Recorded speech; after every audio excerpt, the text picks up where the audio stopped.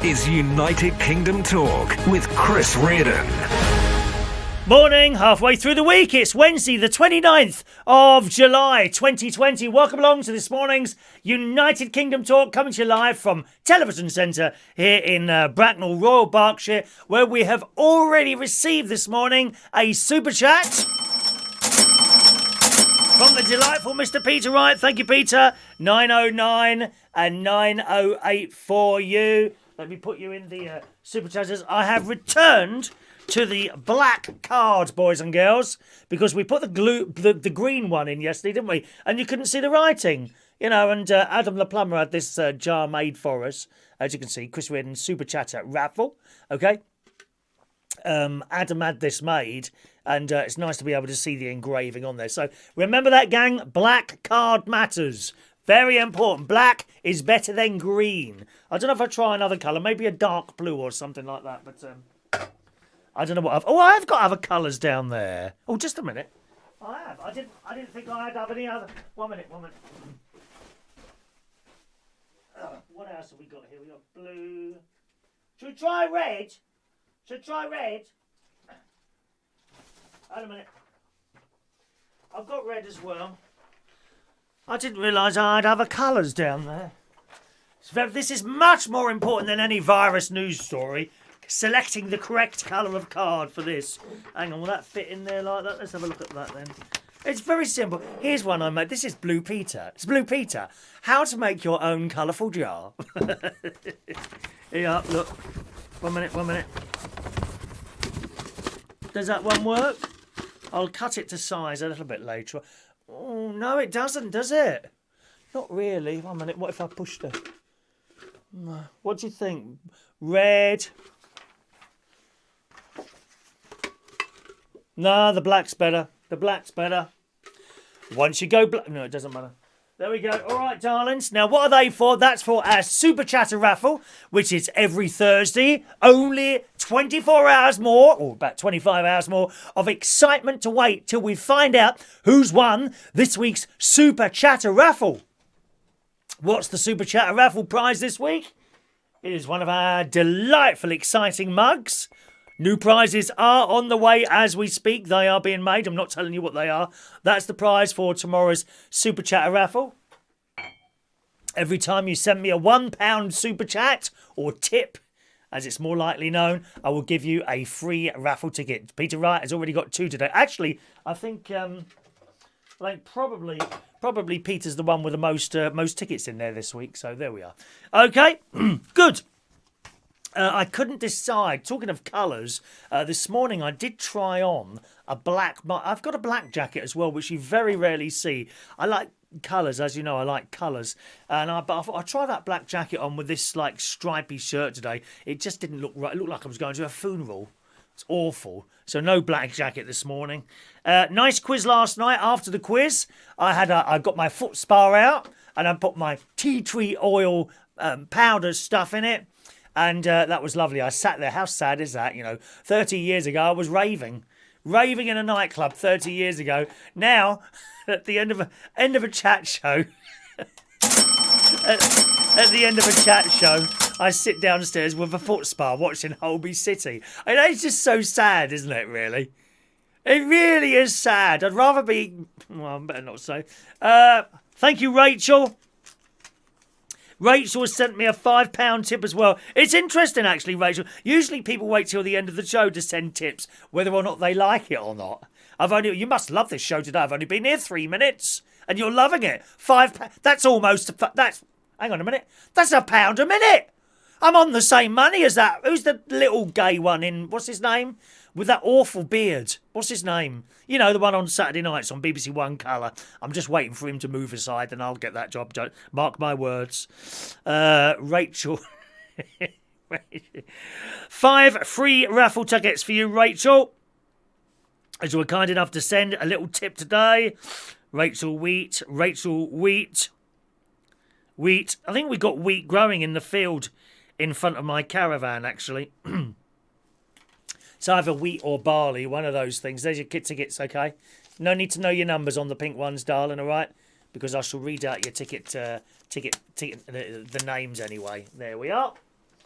Rachel, 5 little raffle tickets for our Rachel this morning. Yeah, so I had a foot spa last night.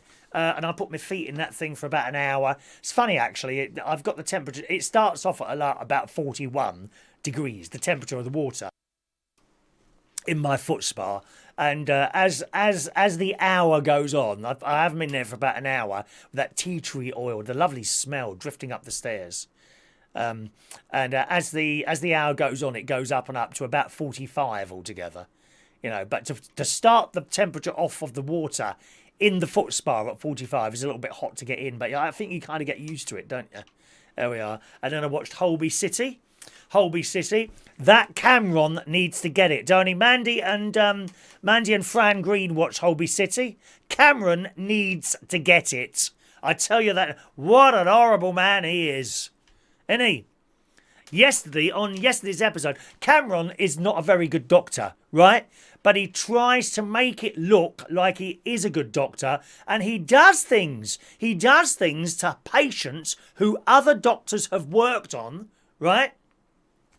And then waits for someone important to come close, and then fixes what he's done, if you see what I mean. And last night, the very, very delightful, one of my favourite characters on there, Dr. McKendry, and she's this little girl. She's a little lady with, like, frizzy hair. I love her. She's always so bubbly and nice and everything. She had a heart attack a couple of weeks ago. She's got some sort of problem with her heart. Anyway, yesterday she was doing this operation, and it involved having some sort of drain in her chest. And she had a couple of stitches around it, okay? And the drain was in, and an important doctor, as played by John Barrowman.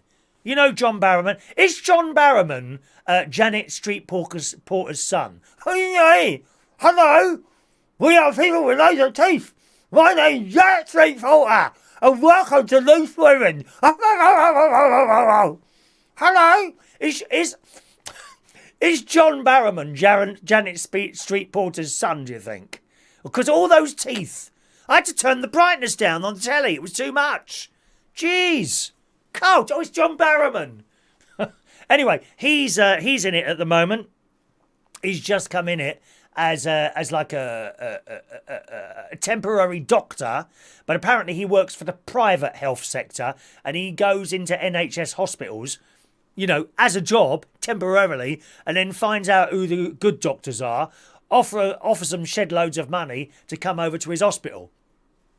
Right? So he's standing in the operating theatre watching Dr. McKendry do her thing, put the tube in, and a couple of stitches to hold the thing in place. Okay? Then this person goes back to the bed, right? And he comes around and says how good she was and all this, that and the other. Cameron, who's the nasty doctor, he's horrible. He's really horrible. He killed one of the patients a few weeks ago. Killed them.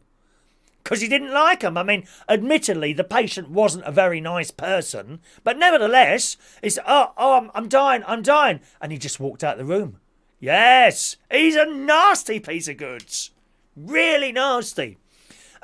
So this bloke come back to his bed. Dr. McKendry got loads of praise and all this, that and the other. And she went away. Then, later on, he came back to the bed and pulled back the blanket where this tube was and cut the stitch. Right, and then moved the pipe a bit, and then blood started coming out, and the machine went off. Beep, beep, beep, beep, beep, beep, beep, was this machine going off, right?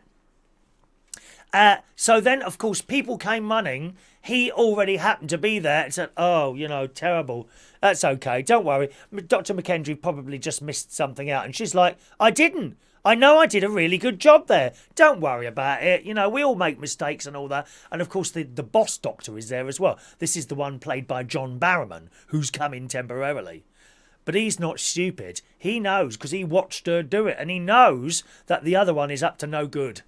Very, very good. Why don't you watch it? Holby City, BBC One Colour, Tuesday nights, 8 o'clock. I love it. He's a nasty piece of goods. Really, really nasty piece of goods. Good.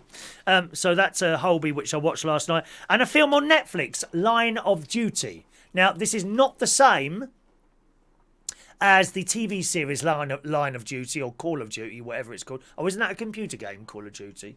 I think that might be a computer game. Not quite sure. Line of Duty, which is a Netflix film.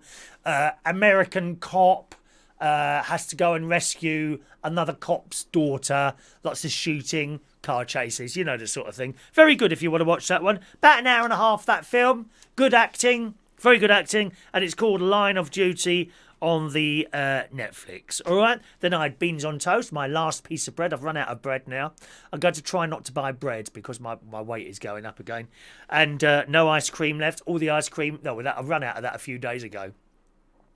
But I did have a little bit of chocolate. Now, you may have seen, I don't actually have it on here, you may have seen the little thumbnail that comes on saying today's show is out, and there's a little picture of me. You may have seen me on there with a little mask on. That is in Bracknell Town Centre. Bracknell, this is why I've just shoved this show on the Bracknell, We Love Bracknell wall today, because we'll talk a little bit about Bracknell. But Bracknell Town Centre, we have a Hotel Chocolat. Oh, yes, and I went in there the other day with mask, and my mate was in another shop, basically to get some biscuits. Well, no, I went in there to get a box of chocolates for my auntie Brenda. She lives in Tring, and she's a bit lonely. It's a bit lonely out there. She lost her husband a few years ago.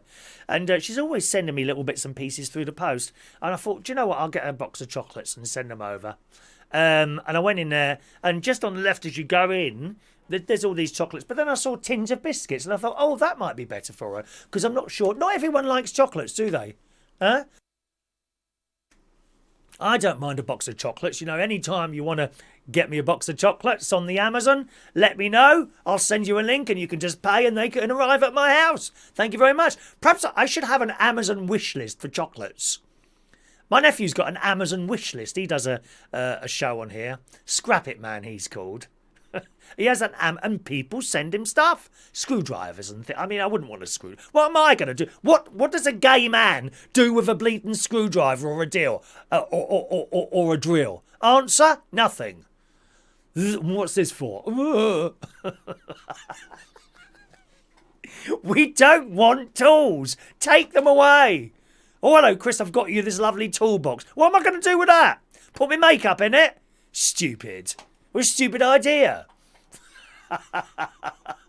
Look what I've got you for your birthday, Chris. A hacksaw. Take it away. Get rid of it. You know, if I wanted to do my nails, I'd get something proper like that. We don't want tools. Never, ever buy me a tool. Because I will do terrible damage with some part of my house with it. Or the car. We're very much looking forward to the weekend where I'm going to have to actually change a tyre on my bicycle. No, that's next week, isn't it? The bike that I've got up at the caravan. I'm going to have to change a tyre on that. I've done that before and it doesn't usually end up well. How many inner tubes will I tear when I'm trying to put that tyre on? That is the question we're asking today. Anyway, back to Le Hotel La Chocolat Hotel. And you go in there and these biscuits are on the left-hand side. And I think they had some like dark chocolate and milk chocolate and then just milk chocolate. So I said, oh, can I see what's in these, please? And girl behind the counter picked them up and showed me. And of course, it's got like you got the tin. I wish I'd shown them to you now, but I've posted them now. It's like a tin and like a piece of cardboard wrapped around the middle.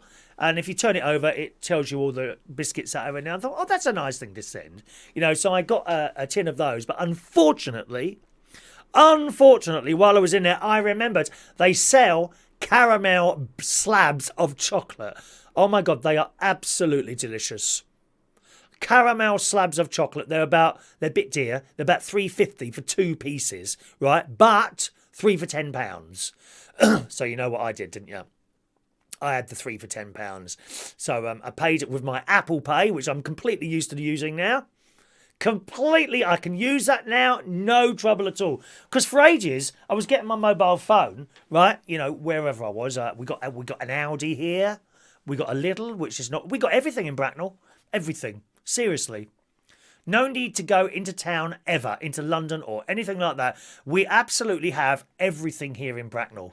Except... Argos, which I'll come to in a minute. But with this, for ages, I was going in shops, you know, and the thing would come up, you know, I don't know, £12.99. I'd then get this out and start mucking around with it, pushing buttons, trying to get up the Apple Pay. Oh, just a minute. I'm just trying to do this. And it took me... Oh, who's this on the dating app? Oh, it's quite nice, isn't he? Oh.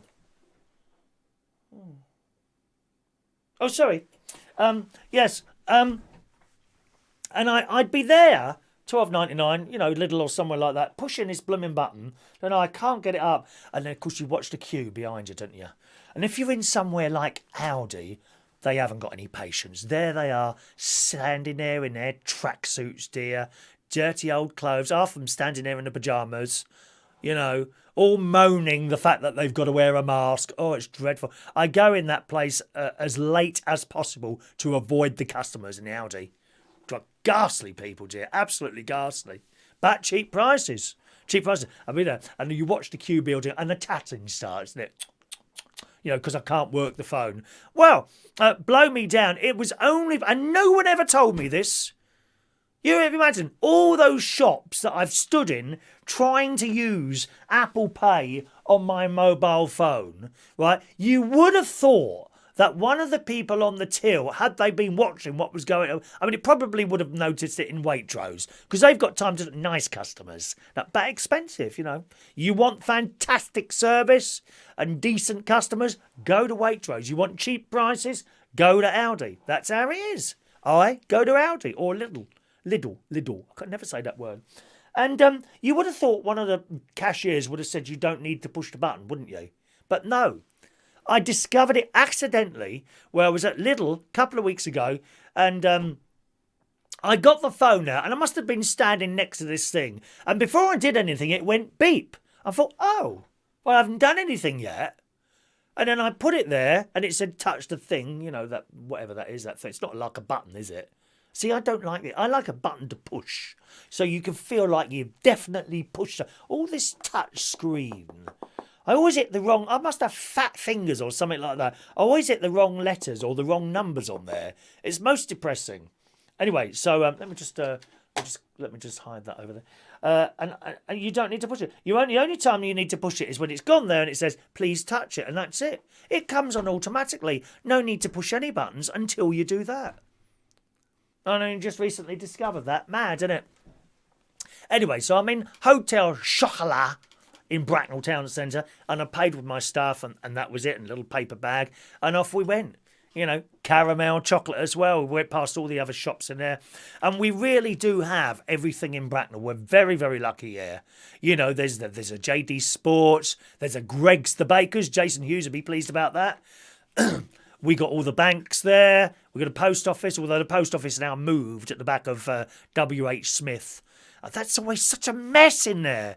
WH Smith. See, I remember WH Smith when I was a little boy. You'd go in and you could find everything. Not anymore. There's so much stuff in WH Smith, and it's a mess. It's a mess. And then you get all the tight-fisted buggers.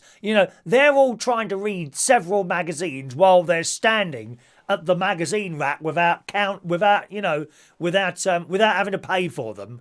They stand there for hours, dear, trying to go through all the papers and all those other bits and pieces, And then you get the thicko on the till. They're not usually very friendly. The people on the till in WH Smith.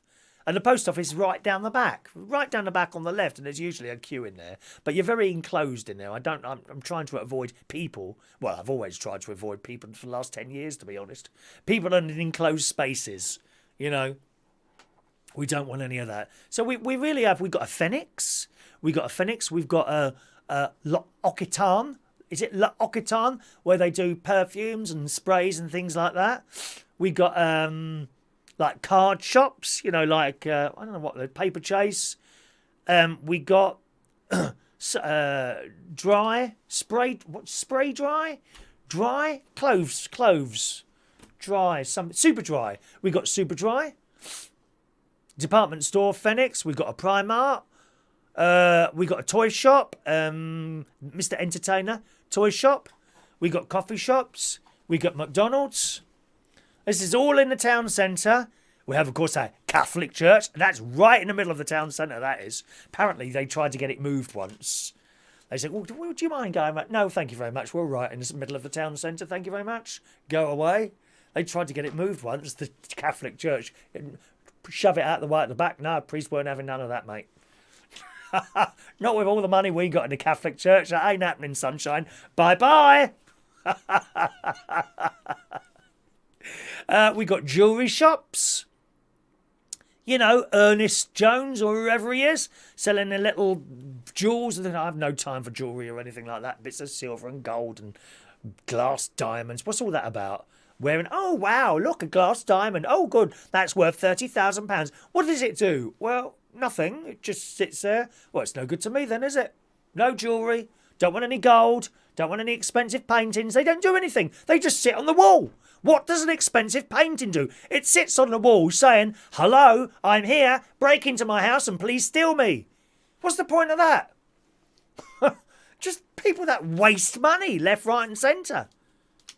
It's all in Bracknell. We've got swimming pool, and coming out of the town centre, there's one of those drive-in KFCs. I can't stand the smell. They stink. You want to see them all queuing up outside there for Sunday dinner. Outside KFC. Bargain bucket and chips. Wow. What a different world this is now. Isn't it, eh? So there's that. We've got various chip shops all over the town. And we've got an Argos. We've got an Argos. Right? But it's going. We are losing our Argos. Shock horror. It's somewhere, I'm not in there all the time, but I've been in there quite a few times in the sort of 25 or 26 years I've been in there. It's quite nice. It's like winning the raffle every single time you go in, isn't it? I love it. There you go. You go to that little thing. You do your you don't actually have to go to the till. But I wanted to mention it because there was a delightful lady that used to work in there. And I've only just discovered that she retired a couple of years ago. And she would be a little bit older than me, perhaps. I would imagine early to mid-60s, somewhere around there. And she always had proper hairdo. Ginger hair she had, but it was always proper. A bit like old school. You know when you would go into a shop and all the staff would look like they want to serve you. That wouldn't necessarily go along with her colleagues in there, but certainly her. And she always had a smile on her face and was always very, very pleasant to me. And we'd have a little joke, usually about other customers in there or other members of staff. And they swapped down, did different places. And if she was on the till, I'd just go to the till, just to have a little bit of a chat with her. And I was very disappointed to hear from the We Love Facebook, We Love Bracknell Facebook group, which is why I've shoved this show on there today. I was very disappointed to hear that she's recently retired, so she won't be in there anymore. But she was such a nice person. I mean, she really was. We're not talking, you know, like I would stand there and have 10-minute conversations. You just know who are nice people and who are not nice people automatically, don't you? And she just came across as a nice person. And you wanted to be served by her. Didn't you? Wonderful. Anyway, she's not there anymore, disappointingly. But even worse news than that is that Argos is closing. We are losing our Argos in Bracknell. Where am I going to win my raffle now? You know, go in there, you get your little ticket, and it says a number on there, doesn't it? Number, I don't know, 574. And then you sit there on those uncomfortable plastic chairs just in front of the long counter where gorgeous lads are usually delivering stuff. Always try and get the gorgeous one. I don't know what his name is. He's about 28, 29, something. Far too young for me, but that'd do, you know, about 29 years. And the little thing comes up and you're sitting there. Oh, is it my number yet? It is. It's just like winning a raffle or the bingo. Isn't it? When you go to Argos, it's like winning the raffle or a bingo. And you're sitting there, you've got your number, I don't know, 574. And it comes up, 573. Oh, that was nearly me then. I nearly won. I nearly won the bingo then. And then it goes past your number, doesn't it, for some reason? 577. Oh, no, I'm not going to win. And then it comes up on the screen with announcement. Ticket number 574 to collection point A, please. Yeah, I've won. That's what you should do. Next time you go in Argos, you might want to do it with a couple of friends. It's a little bit embarrassing on your own, although I never get embarrassed about anything. You know, if people don't like what I do, well, thank you, bye-bye. Bye-bye, not really interested in your comments. Bye. Be a bit like that, you know. Don't listen to other people. They just get on your nerves. They really do. And you can just sit there. Ticket number 574 to collection point A, please. Yeah, I've won! I've won! I've won! And get your ticket out and you start showing. Look, I've won! I've won! Oh, what a scream that would be. But won't be able to do it anymore. Argos in Bracknell is closing. Well, disappointing. Probably caused by... they're all moving online. I know Argos has got a pretty good online service now as well. They've had to compete with Amazon. I swapped over to Amazon some years ago now. It was just so much easier than getting a blooming car out, being ripped off to park your car. And I don't care whether it's like £5 to park your car or 50 pence. Makes no difference to me anymore because I don't park my car in car parks. End of. It's your own fault, shops. Half of it's your own fault for demanding that we park cars, or whoever runs the car park, those wonderful people at NCP. Christ, do you know how much does it cost to go in London in a car park? Huh? £20 an hour? Something like that? After you've paid the congestion charge of 15 quid and the low emissions charge if you've got one of those gas guzzlers that's pumping out the old smoke. You feel sorry for the little old lady driving behind in a Mini while you're sitting there in your gas guzzling Range Rover and she's at the back there. Black smoke pouring out of the old Range Rover because it hasn't been maintained properly. Don't get that on a Toyota RAV4. No black smoke coming out of our Japanese Toyotas. Thank you very much. Anyway, that's Argos and the town centre. But seriously, we're very lucky here in Bracknell. We've got everything. I can walk anywhere at all, even the forest just up there. If I want a bit of peace and quiet, I can leave my house, 5 minutes walk. I'm in the middle of the forest where I'll be going later today, you know, for my daily walk over there. Swindly Forest is where I go. Oh, it's just lovely over there. And you don't have to walk near people. If you want, you just come off the main paths into little paths. So these small paths that go in and out of all the trees. You never really bump into anyone, except sometimes a cyclist. You know, you might be walking down the path and some snotty-nosed old bag there one day. You know, there was a walking down the path and she's come flying towards me. You know the sort, all the lycra. She had all the lycra, the crash helmet, the goggles, the gloves. Oh, did you not know this was a cycle path? I said, well, there's no sign up the end here. She said, well, there's one down the other end. I said, well, I'm not going that way, am I? Stupid cow. They are shared paths. No, didn't say anywhere it was a cycle path. She just assumed it was a cycle path. Silly old bag. Anyway, that's it there. I did cycle down to Lidl yesterday, actually. Which is, you don't have to go on a main road. We've got pavements and that's shared with cyclists, that sort of thing. So I cycled down to Lidl. It's about 25 minutes there. When I left the house, I was cold. I was cold yesterday when I left the house at about 11 o'clock yesterday morning after the chat show. And I came out up the road and I had a hoodie topper, like a black hooded top. Of course, halfway there I've warmed up, haven't I? I'm starting to go, it's getting hot there. And I went down to Lidl actually for some soya milk. Because people, I don't know why, they seem to keep running out of soya milk in both Aldi and Lidl at the moment. So when I go and I buy a load, and I think I bought 12 pints. Are they pints or litres? Whatever that is in a carton. I bought 12 of those yesterday and put those in my panniers in my bag. They're about 25 years old, those panniers, right? And they're starting to get a little bit of hole, but they're still working. No holes in them yet, with no big holes for things to drop out yet. So I shall continue to use those. And I put my milk in either side. And by now, it's quite heavy. I'm now carrying 12 litres of milk on the back of my bike. But it's a nice cycle there and back again. Put my hooded top in my little bag on the back and cycled home again. And as I say, no roads, don't have to go on any roads. You know, we can share the pavement quite legally. It's like a pavement. A lot of the pavements here, we've either got pavements and cycle paths or pavements shared with cycle paths, clearly marked out before anyone starts shouting, "Oh, you're not allowed to go on a pavement. Oh, get off the pavement. Oh, it's really horrible. Oh, we don't like bikes on the pavement." Well, there's bikes and there's bikes, isn't there? It's like there's drivers and there's drivers. You know, there are the cyclists, the lycra, just like that woman over in the forest. There are the lycra-clad cyclists who thinks they own the path that they're on. The same as the lycra-clad cyclists going around East London who think it's their right to go through lights whenever they want, turn left or right in front of cars and drive in the middle of the lanes. Or there are cyclists like me, you know, going fairly carefully, avoiding people. Children are a different thing altogether. They haven't quite sussed out that actually a bike is quite dangerous. You know, when I've been over the forest before, I've been coming down hills, you know, steep hills. I don't usually go on my bike over the forest. I find it easier to walk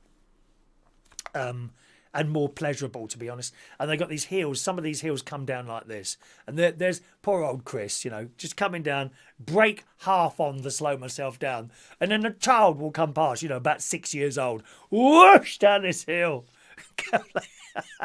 And they never have an accident. It's only the old gits like me who fall off their bikes. Do you want to be helped up? No, thank you, I'm all right. Immediately, little people come around and try and assist you, don't they? Silly old fool. Good. So that was it then. Got back here and that was my morning yesterday. We had a lovely quiz last night. Thanks very much to those of you that joined us for the quiz last night. 8 o'clock is quiz night every Tuesday here on this channel, okay? And the current affairs round is working much better now that I'm writing it. So that was that. What else have we got here? Hotel Chocolat. Yes, we've done everything on my list. And one of the reasons I'm buying loads of milk and I've got tinned vegetables, loads of frozen stuff, is I'm preparing for the second wave. I would suggest you do the same. The second wave is on its way now. I'm convinced of that. It's starting in Spain, same as it did last time. We're actually quite lucky here, but unfortunately people don't do anything about it. You know, they wait till the last minute and then they go into supermarkets and start stripping the shelves bare again. You know, do it now. Start buying a few little extra bits and pieces, because when the second wave comes, you're not going to want to go into shops like I did last time. But I don't want to run out of stuff either. So now is the time. When you go shopping, buy a few extra little bits and pieces. It's starting in Spain. I think there was somewhere in Italy as well. Various other countries. Melbourne in Australia. Big problem with the virus there. Huge problem over there. And, you know, the fact that it's, I don't know, X thousands of miles away, neither here nor there. It still gets here because people come over in planes and that sort of thing. Now, Spain is very close to us. The second wave's on the way. And I was looking at this thing on the news last night with Hugh Edwards. Oh, now I like Hugh Edwards reading the news, but he was always, sometimes he's got a bit of a sneer to him. Do you know what I mean? His mouth goes up like that. You know, as if to say, shut up, I'm talking. And he was this map came on this graph, and it shows the virus here, and it goes like that, doesn't it? And then it goes like that, and now there's a little bit of an up, and that's the start. Just that little bit there. Mark my words, a couple of months' time we'll be back up there again, and you will not want to go to the supermarket then. Seriously. I certainly won't. Get all the stuff in now. You won't have to go to the shops. Get enough for a couple of months. That's what I would advise you to do. All right, we're in some hot weather, boys and girls. We are in for some very hot weather on Friday. Taking in the sun this morning, British people can wave goodbye to the miserable weather as temperatures today will hit 23 degrees, which is all right. I mean, it's not a heat wave, is it? At times, these papers, heat wave on the way. A balmy 19 degrees centigrade. That's not a heat wave. It's the journalists in the paper. They're crap at their jobs. We need Priti Patel in charge of the newspapers as well as the country. She don't take no ball. We need Priti Patel in charge of this country. I'm telling you now. No more crap from anyone. You know, anyone starts rioting in the streets, water cannons and tasers or gun staplers. I've got one of those. Here comes Chris Reardon, armed with his gun stapler. Anyway, the Met Office have forecast the weather at 23 today for sunny spells that will continue until Friday. Friday is expected to be the hottest day of the year. There is a but to this. And it's not rain. It's not rain. According to the Met Office, today will be fine and dry with sunny spells for most of the UK, which is good because I've got my head seems to be growing again, so I need to cut that back. Especially the one I've got. Part of my head is just below just below the satellite dish, and if I let it grow, I lose my picture. Temperatures will reach 23 degrees centigrade in the southeast today. So 23 centigrade is about 46, 56, 60, 76, 86, 96, 106, 16, 26, 36, 46. Is about 161 Fahrenheit it's going to be today, boys and girls. That's just approximate. It's not an exact figure. 23 centigrade, which is approximately 167 degrees Fahrenheit. While in the north of England, temperatures will hit the high teens. So there we are. Conditions are expected to be less breezy and warmer and cloudier than experienced yesterday. So I'm looking forward to my walk later on over in Swindly Forest. But I think it's... highest temperature so far this year, 28.5 degrees centigrade on July the 17th at Heathrow Airport. 28.5 centigrade, which is about 217 degrees Fahrenheit.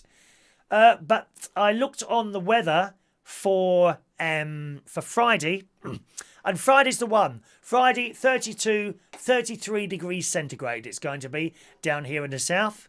Which here in Bracknell in Berkshire, which is approximately 372 degrees Fahrenheit, which will be very, very hot on Friday. But, here's the but, the next day it drops down 10 degrees, so that will seem cold. Even though it drops down to about 23, 24 degrees, which is fine, you know, that'd be fine, would be nice and warm, but because it's been 10 degrees higher the previous day, that may well feel cold.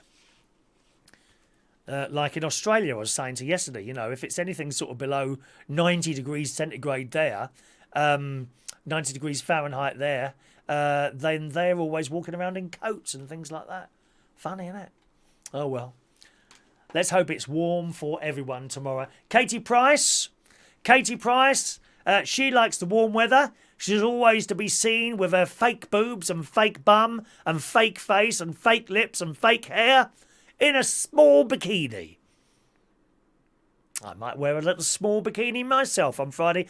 Maybe I'll go for my walk in a small bikini. I could order one off the Amazon, you know, have one delivered in a couple of days' time. Would you like to see a photo of that?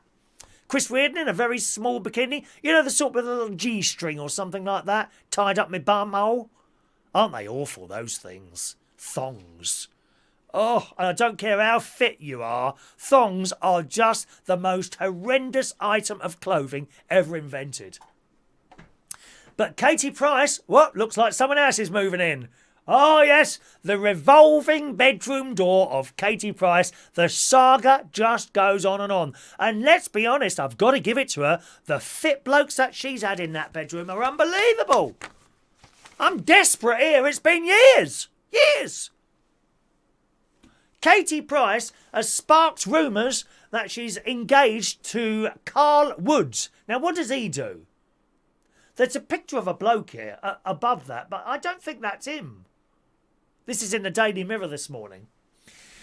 The former glamour model is currently on holiday with Turkey with ex-Love Island star, her children and Princess. Princess, that's a nice name for a little girl, isn't it? Princess.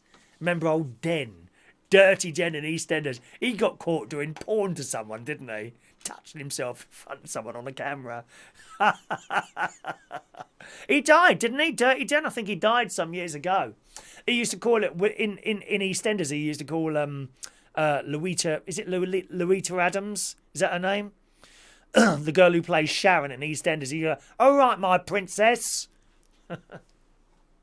Some of those people have been in there for years, haven't they? What a great gig that's been for them. The same gig for like regular work coming in. And the secret to doing that on the telly, I think, and that sort of thing, is to keep yourself to yourself. You know? Don't go in the newspapers spilling beans on everyone else every 5 minutes. Look at that, the bloke who plays Ian Beale. Adam Woodruff, something like that. You don't see him in the paper. You know, Adam has had an affair. Adam has done this. Adam has taken... You never see him in the papers. That's the secret to holding down a gig for so long, I think, really. Anyway, the rumours about her being engaged to Carl Woods... Is there a picture of him somewhere? I want to see what he looks like. I don't watch that crap Love Island. It's just all pictures of her. Oh, there he is. Here you go. He looks like her son. Shocking. He's good looking. He's very good looking. Hang on a minute. Yes. How does she blooming get them? How does she get them? Right? And the thing is, right, she'd be with this bloke for about 3 minutes and then she'd get bored. He's good looking, isn't he? Look at the makeup she's got on. Jesus Christ. She must have about 10 inches of makeup there covering up that old face of hers. He's quite cute though, isn't he? He's about 20. What is he, 22? Jeez. How does she get them? I can't get anyone. It says, while Kate, 42, and Carl, he's 31 apparently. Oh, well, he's not looking his age, is he? Perhaps he's got makeup on as well. They all do on that Love Island, don't they? They got makeup in places you would never think there was makeup on. Some of those people on there. Body beautiful? Yes. Talent? No. I mean, you wouldn't see like people like, I don't know, Bruce Forsyth, if he was still alive. You wouldn't see him on Love Island, would you?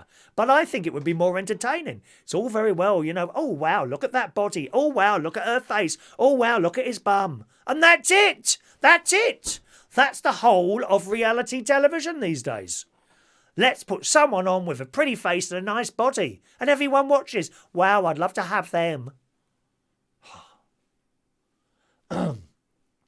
While Katie, 42, and Carl, 31, haven't shared the picture or an engagement announcement, it says in the Daily Mirror, the image is sure to set fans' emotions running wild. Zoe captioned it. Who's Zoe? Who the hell's Zoe? Have I missed out a bit of the story there? Oh, it doesn't matter anyway.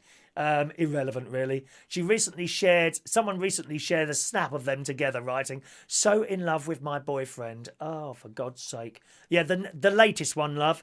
She'd be with him for 10 minutes. They might get married, right? She'd get married on some sort of Barbados, Caribbean type island in the skimpiest little thing she can possibly find. He'll be in the background somewhere. We'll have all the weddings of the photo in some sort of ghastly wedding outfit. Won't we? And then that'll be her. And the next time we see them, he'll be standing over there because she'll be fed up with him. She's got the photos. She's managed to sell the photos to some stupid newspaper that thought it would be a good idea to buy them. Probably a couple of £100,000. There you go, you can buy these photos. £200,000 for an exclusive thing. Sells the photos, that's it, and then she'll move on to the next one. Do you think these lads, are their hearts broken or not? That's a good question, isn't it? Do you think their hearts are broken or what? Dear. Well, that's the next one, boys and girls. What's his name again? Carl, where is he now? Carl Woods, apparently. Carl Woods. That's his name. Gosh. I'm surprised she's not modelling face masks or something like that. Face masks, because they're a big thing. You probably, like me, have got just a cheap run-of-the-mill face mask. I've got one that's a bit better, as sent to me by my nephew's wife. She sent me this white thing. It look a bit like a duck's beak, really, to be honest, like that. Covers your whole face like that. It's got a little filter on the side, and it's reusable. So you get back home and you immediately spray it with the Dettol spray. Get it like that, and it goes over your mask like that. Just a little word of advice: don't spray it with Dettol spray, right? Just as you're about to use it, because you put it on your mask. Well, if the virus doesn't get you, the fumes from the Dettol spray probably will.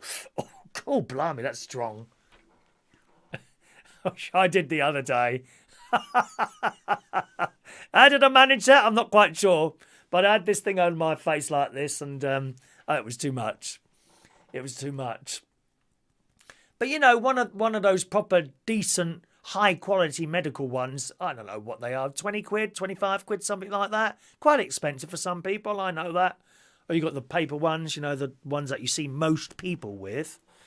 But there are also designer masks. Designer face masks. £75, this one, in the Daily Mirror. Again, and we link this because it's another Love Island type person. Although, if that's him, I mean, is it? Oh, it's a her. It's a her. She apparently was on Love Island, this one.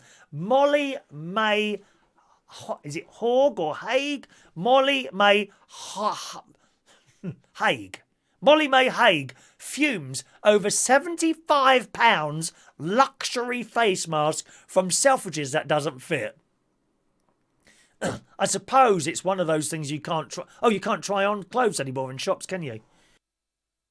Certainly the ones here in Bracknell, where there's a lot of, I think they've all got, even Primark, you know, changing rooms closed. The former Love Island star, this is, what's her name again? Molly May Haig. The former Love Island star took to social media to express her disappointment over an ill-fitting mask that she'd bought from Selfridges. Molly said it was the worst money she'd ever spent. She was less than impressed with her latest purchase. She's 21, former Love Island star. And as I keep saying, these people are not stars. They are celebrities. Big difference.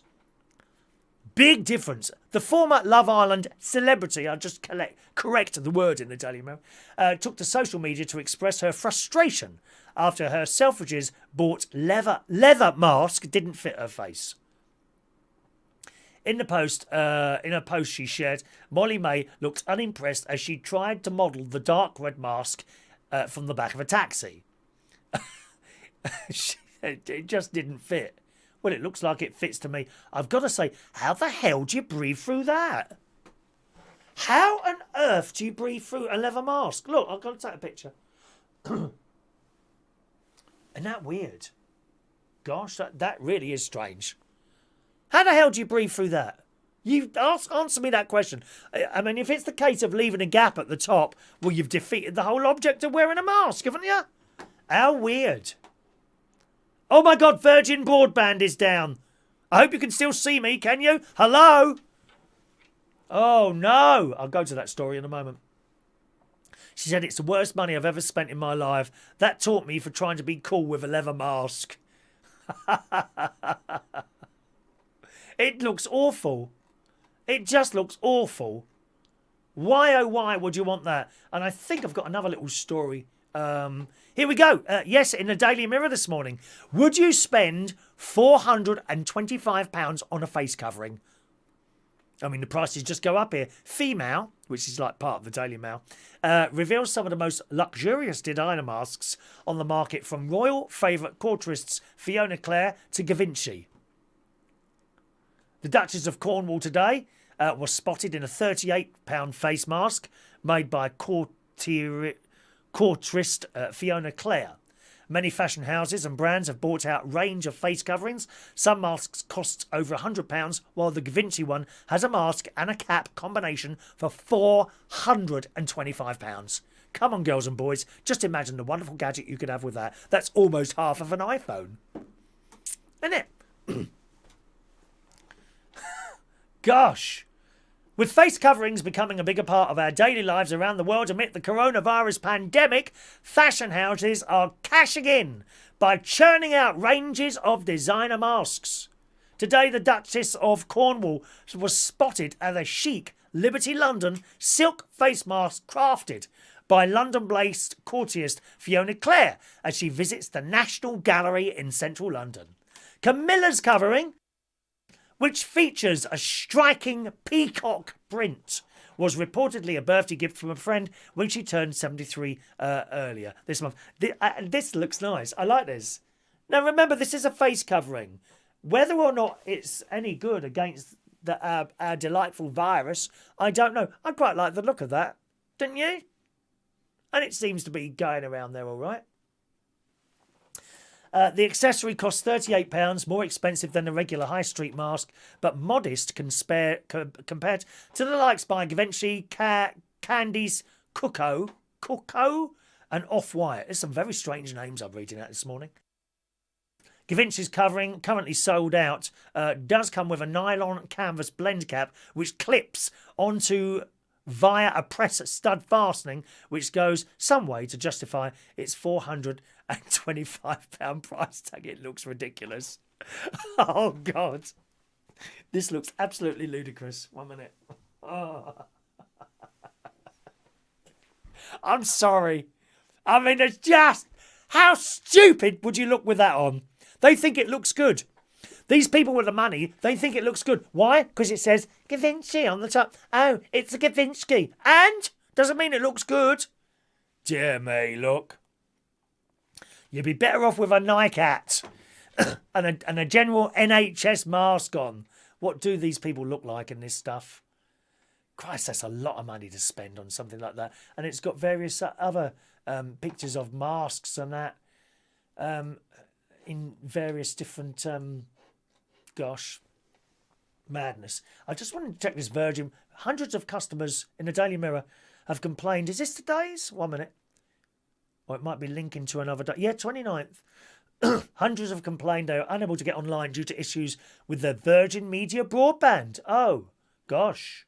More than 700 people. What areas are they? London, Birmingham, Bristol, Nottingham, Leeds, Manchester, Sheffield, Liverpool and Glasgow. Oh, well, I'm not in any of those, so... Hopefully, we will be able to carry on as long as possible, boys and girls, as long as possible. We've got a little bingo game coming up at the end of the show today, as always, okay? You should have received a bingo card. If you didn't, you're probably not on our daytime bingo list. So if you want to join us for a quick game of bingo, and the prize is only a little prize, it's an extra raffle ticket, because we give out, these ones. We give out raffle tickets at the end of the show, boys and girls, okay? And your chance every Monday to win one of those. One of our very high quality, look, you can't even bend them, high quality fridge magnets. Okay, that's the prize on Monday. If you're with us at the end of the show, you will be able to ask for a raffle ticket. Not now. We always do that towards the end of the show. We give out raffle tickets to everyone who's watching us now, as so to speak. All right, we'll give out those. And if you play the bingo, you get the chance to win a second raffle ticket for that Monday raffle. So if you didn't get a ticket this morning, you're probably not on the weekday list. You may well be on the Sunday list. Doesn't mean you're on the weekday list. So just pop us an email to that address there and ask me, please add me to the weekly bingo list. And I'll be happy to do that. And you'll be able to play tomorrow. All right? It's quite instant. All right, gang. Let's read one or two of your messages this morning. I'll start at the bottom. Good evening to Gary Butler, my nephew, who says it's tat. Tat, how rude. This is not tat, dear. High quality fridge magnet. It's not some old yellow sticker what you send out to your lot. Talking of stickers, here are our new stickers, boys and girls. Here are our new stickers. Okay, we've got stickers as well. You can buy these, okay? £2 for two. If you want a sticker, £2 for two, all right? Peter Paliwoda, hello to you. Corporations trying to seize an opportunity and survive. Yeah, you're quite right there. Hello to Liz Hargreaves. Hello to Liz Hargreaves. Peter Wright doesn't like the masks. You think they're very stupid. Well, I think masks are very important, Peter. But to spend such a vast amount of money on there is just madness. Just madness. Parkness, the masks will be an improvement in Camilla's case. I'm sorry, I like Camilla Parker Bowles. She should have been with him first, Yeah, very sad about Diana, but he should have been with Camilla Parker Bowles, I think, but he's with her now. As long as everyone's happy, what difference does it make, Hello to Claire. Good morning to Claire L. I'm going bottom upwards, all right, today. Bottom upwards. Yeah. Liz Hargreaves, hello to little Liz. Greetings, Liz. A leather mask, you'd suffocate? I think you would. Hello to Rachel. Good evening, Rachel Wheatland. Evening, young Rachel. Mandy Davenport in the house. Jason Hughes. Daniel Woodhouse, hello to you. Claire's in Sandringham today. Oh, of course you are, Claire. Sandringham. not Pontins, not Butlins, not Haven Holidays. Claire is in Thundringham. You can only ever dream of being in such a posh place. So, Claire, no problem getting here. They don't even stop her at the door. They see her and they open the door. Sandringham she is. Norfolk, just off to the beach for a few hours, still wearing my designer United Kingdom talk mask. She's off to the beach. Are you wearing a little thong there, Claire? I hope not, my love. No, it's not that. No, it's not that. I'm sure you've got a very decent look underneath all those clothes. But thongs, no, they're just vile things, aren't they? They really are. Let's scroll up quickly, see if we see anything interesting there. Michael Lawrence, good morning. Peter Paliwoda, good morning. Thank you, Liz. Very kind of you to share the show there. Bruce Forsyth wouldn't have been after all those ladies on Love Island. Would have been. Yeah, he would have been, wouldn't he? He always came across as very camp, though, Bruce Forsyth, didn't he? I was always surprised to find out that he was actually married. Perhaps he was a closet. You don't know. Like myself, you know. No one knows that I prefer blokes to girls. No one knows. It's our little secret. Our little secret. Good morning to AD. Hello, AD. Gavin Bass is in out. Good morning, Gavin Bass. Stephen Petty. Greetings, Stephen. Hello to you. Scrolling up there, my loves. Continue to scroll up very quickly to get all the names in. Where's Mick Davenport? I don't see Mick. There's Maureen. Good morning, Maureen. Hello to Maureen. Right up we go. Gary Ross, you could pose with your string vest on, with your drill and toolbox in the other hand. I don't think that's going to be happening. I really can't see me ever having a toolbox again in my entire life, my dear. Mick Davenport's there. 1 minute. I'll just write something down there. Morning to John Parrish. Good morning, John Parrish. And there we are. How are we doing? Mick hasn't watched Holby City yet. Oh, well. Unlucky.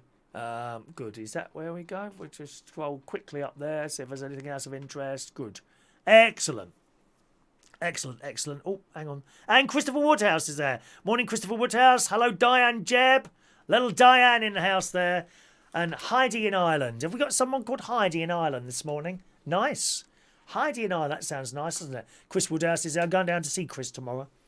Yes, he's given me an old stereo he doesn't want. I take all the old stuff, dear. Everything here is second hand, including me. Hello to... Angela, is your mum there, Claire? Hello, Angela. Miss your singing, love. Hello, Angela, you lovely lady. Angela's in the house. Got a couple of pictures to show you today from Peter Wright and his cleaning. Okay, if you'd like to see those, we will require just 20 likes. 20 likes, okay?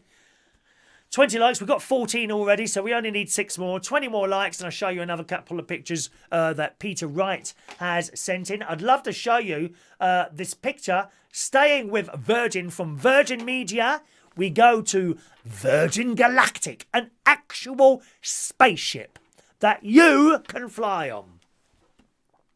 Want to go into space? Perhaps we could do that as a raffle prize. Ticket to space. Does that sound nice? Billionaire Sir Richard Branson. I'm trying to get him to sponsor the show. Yeah, I don't want a lot. You know, £5,000 a show I think is very, very reasonable. Don't you think? £5,000 a show. Who knows Richard Branson? Anyone? Can you get him to sponsor it? I don't mind having a little Virgin, perhaps a little picture of him smiling in the corner. This show is sponsored by Virgin Media, Galactic, Bank, whatever. Virgin Active Sports Centres. Don't mind. Who cares? Just get the cash in. Get the blooming cash in, dear. I'm going to have to turn the light off soon. I can't afford to keep these lights on in here. Shocking. By the way, look, I've got 3 on here now. 3. 1. 2. Isn't that lovely? And that one's hiding there. Isn't that lovely? All my orchids, most of my orchids, have now got big buds on them. And they will be... People give me orchids. I love them. So easy to keep. It's so easy to overwater them as well, though. But virtually, I think I've got about 5 orchids that are about to flower. and I definitely know that one over there is from Maureen, that she bought me either last birthday, I think it was. And they flower. Orchids are such good value for money. They flower, and those flowers are there for weeks and weeks. And then they die off, and if you can keep coming, the flowers come back, and several of them have all shoved up big stalks with loads of flowers. So we'll replace that with an orchid as soon as we get one that flowers, okay? But billionaire Sir Richard Branson, owner of Virgin, said his spaceship cabin, Virgin Galactica, was designed to allow thousands of people to achieve the dream of space flight safety. You may remember, of course, on one of his test flights, the plane blew up, killed everyone inside. Terrible. Unfortunately, you know, for things to move forward, sometimes that terrible things happen like that for us to be able to move forward. You know, I'm sorry, I'm trying to get my. I'm not slipping down. I was trying to get my slipper then, and it's on the wrong foot. There we are. It is. I mean, it really is very sad how we've achieved so much in the world at the expense of people losing their lives. You must never forget, you know, the reason we've got so many vaccinations is because of the terrible, terrible experiments that Nazis did on the Jewish people. You know, back in the 1930s, when they had those places like, I can never say the word, I'm so sorry, Auschwitz, I think it's called, and there's another place, isn't there? Another place as well, where they got all the Jewish people. Most of them they gassed them to death. Dreadful. And some of them they selected people to do terrible experiments on them. You know, they gave them terrible diseases like smallpox and things like that, and then tested out vaccinations on them. And that's why we've got some of these vaccinations that we've got today. We must never forget that. And in a similar sort of light, people still died, you know, not the same as doing those things, but nevertheless, people died when Richard Branson sent up one of his planes and it just blew up, didn't it? Do you remember that? A few years ago now. But that's sometimes, unfortunately, one of the things that happens when you try and move forward. You know, the bridge in. It's either the Manhattan Bridge or the Sydney Harbour Bridge. I don't know if Michael Pullman's with us this morning. One of those bridges, when they were being built, people died building those bridges. You know, they had to go down so far in the ground, you know, to put foundations and things in. And some of them, there's all gases and things down there, and they died. Miners die. Anyway, billionaire Sir Richard Branson, the owner of Virgin, said the cabin was designed to allow thousands of people to achieve the dream of spaceflight safely. The company unveiled the plans, which include individually sized reclining seats with G-force management. I've got to have one of those in my car here. It goes so fast, so fast. And automated mood lighting during the virtual tour live stream to YouTube. Virgin Galactic also said the cabin included soft surfaces and window edges to allow passengers to float out of their seats unharmed. We've got a little bit of floating. Would you like to do floating? Isn't it awful when you go in a toilet and someone's left a floater in there? It says there are plans for a large circular mirror which would allow customers to view themselves floating in zero gravity. 12 cameras will provide high-definition footage of the flight, while passengers will soak up views of the Earth through 17 cabin windows. Has it got the price on here? How much is it to fly that? I think it's about £150,000 to go on that, isn't it? Something like that. Let me see. And they've done various different test flights, as I say. Doesn't say the price of it there. He's had quite a few setbacks, and there's pictures of him in his spacesuit. But here's the picture of the spaceship. Right, there we go. That's from Press Association Pictures. I don't know really. It doesn't look dissimilar, does it, to a normal aeroplane, does it, really? I quite like the fact that there's all those things there.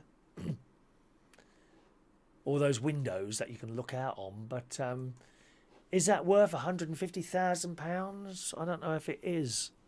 Really? Looks comfortable, doesn't it? Does that look comfortable to you? I don't see it. It's not flat bed though. Can you not lay down and go to sleep? You wouldn't want to go to sleep after paying 150 grand to go up there. I just go to sleep for a couple of minutes. You wake up and you're back down on the ground again. Well, what was the point of that then? Do they do tea and coffee? Do you get a choice of meals on there? 150 grand though. A lot of money. Rachel says, if I win the lottery, my dream is to sail the Titanic too. I didn't even know that existed. Is that a new boat, Rachel? The Titanic 2? I don't know if it is or not. Park Nest VSS Enterprise broke up in flight. It didn't explode. It was pilot error. Park Nest always likes to point out corrections there. Thank you. Gary Ross, my dad worked at Harland Wolff for 20 years. Morning, Gary. Wow. What's that? Who, are you talking to each other there? Oh, sorry, you're talking to... I wondered what that was about, to be honest. Gary, I can see the Titanic Museum and Shipyard out of my window. Belfast, Northern Ireland. Is that where it is there? Wow. Gary, the Titanic Museum is okay, but the Somme Centre, far better day out, and the Boyd Battlefields, just over the border in Ireland, is a much better day out. Talking about things there.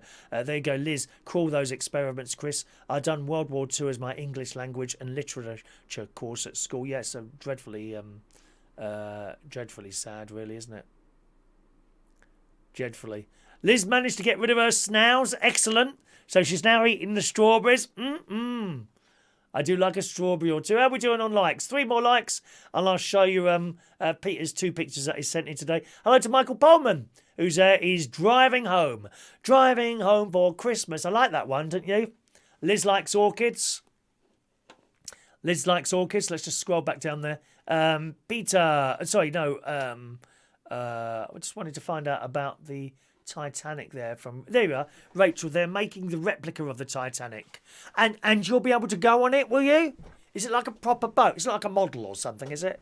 Is it like a proper boat where you can sail across the oceans? And that would be nice, wouldn't it? Is it exactly the same inside? Oh, what a wonderful thing that would be to do. Can't see anyone going on a cruise anytime though soon. Unfortunately, they really do seem to be breeding grounds, don't they? And you often see on a cruise that like one person will get some sort of sickness bug and it goes right around the ship, doesn't it? Very, very quickly on a cruise. Something like that. Good. Let's do another story. How are we doing on likes? Let's have a look there. Oh, 20 likes. We got 20 likes now, boys. Did I say 20, didn't I? I'm sure I said 20. Okay, boys and girls, let's show you another couple of pictures from Peter Wright this morning. There we are. Nice. It's that ghastly carpet. Look at that, dear. You must get another carpet, dear. It's like something out of the 1970s. They are nice, tidy bedroom from Peter Wright there. All his bits and pieces. Oh, the old CD rack he's got there. I haven't got any CDs in it. Well, I think I've got a few CDs, but I got rid of most of mine. All the records went some years ago. I got rid of all the records and the CDs. I've got the same blue colour paint actually in my living room downstairs. I've got like a 2-tone blue down there. It's like a dark blue and a light blue. As a little bonus picture today, stand by for cuteness, boys and girls. I did show you this picture last night.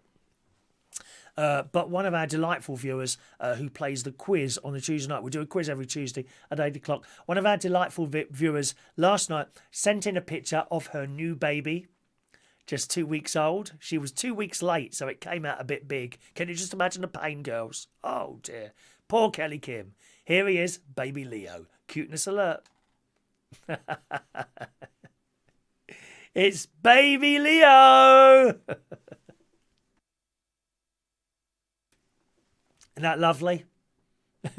And she recently won a pen and a fridge magnet. I think the fridge magnet, either the pen or the fridge magnet, was donated to her by possibly Fran. Possibly Fran. Would I be right with that, Fran? Someone gave her their prize. So that's baby Leo. Kelly Kim's new little boy there. All right. Gary Ross says he doesn't fancy his chances on the Titanic 2. Never mind.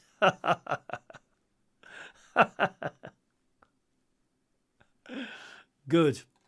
Thank you. It's going to be a ship, not a model. Go on, let's have a quick look. Titanic 2.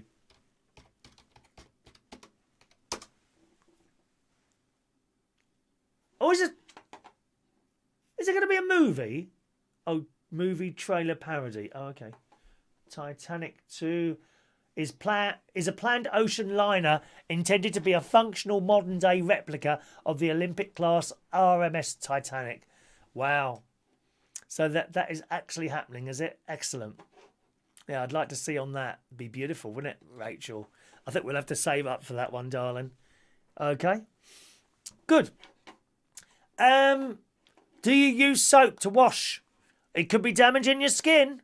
In the Daily Mirror this morning, again, it says using soap to wash in the shower is a trivial task that none of us have ever thought anything of. But it turns out it's been damaging your skin. Soap. Now, how long have we been using that? Where do they find all this information from? According to Dr. James Hamblin, using soap in the shower can confuse our body's natural response to dirt, according to the Daily Star. In his book, Clean the Science of Skin, was released this week, the author said that cleaning agents can affect the balance of natural microbiomes. Microbiomes. I don't know what that is. He writes, while we have thought long about our skin as a barrier to separate us from the outside world, growing knowledge about the microbiome suggests that skin is a dynamic interface with our environment. Didn't know any of this, did we? The experts told The Guardian, oh, that paper. I can't stand that newspaper, The Guardian. Doesn't matter what a government does, they slate them. They're sad, lonely characters must be sitting there writing for The Guardian. I bumped into some of them several times, Guardian people. They are right up their own backsides. Right up their own backsides. As I gradually used less and less, he says, I started to need less and less. My skin slowly became less oily and I got fewer patches of eczema. I didn't smell like pine trees or lavender, but I also didn't smell like the oniony body odour that I used to get when my armpits used to be plastered with deodorant suddenly went a day without it. Now, I don't use deodorant. Very, very rarely. I think the body is supposed to be sweating. You know, and if you put this stuff on, well, it stops it. That can't be good, surely. I very rarely use deodorant. In an interview with Eamon Holmes and Ruth Langsford on This Morning, that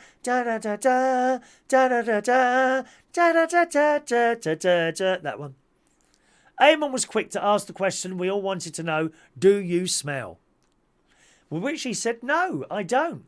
I've asked people in a regimented way and they say no.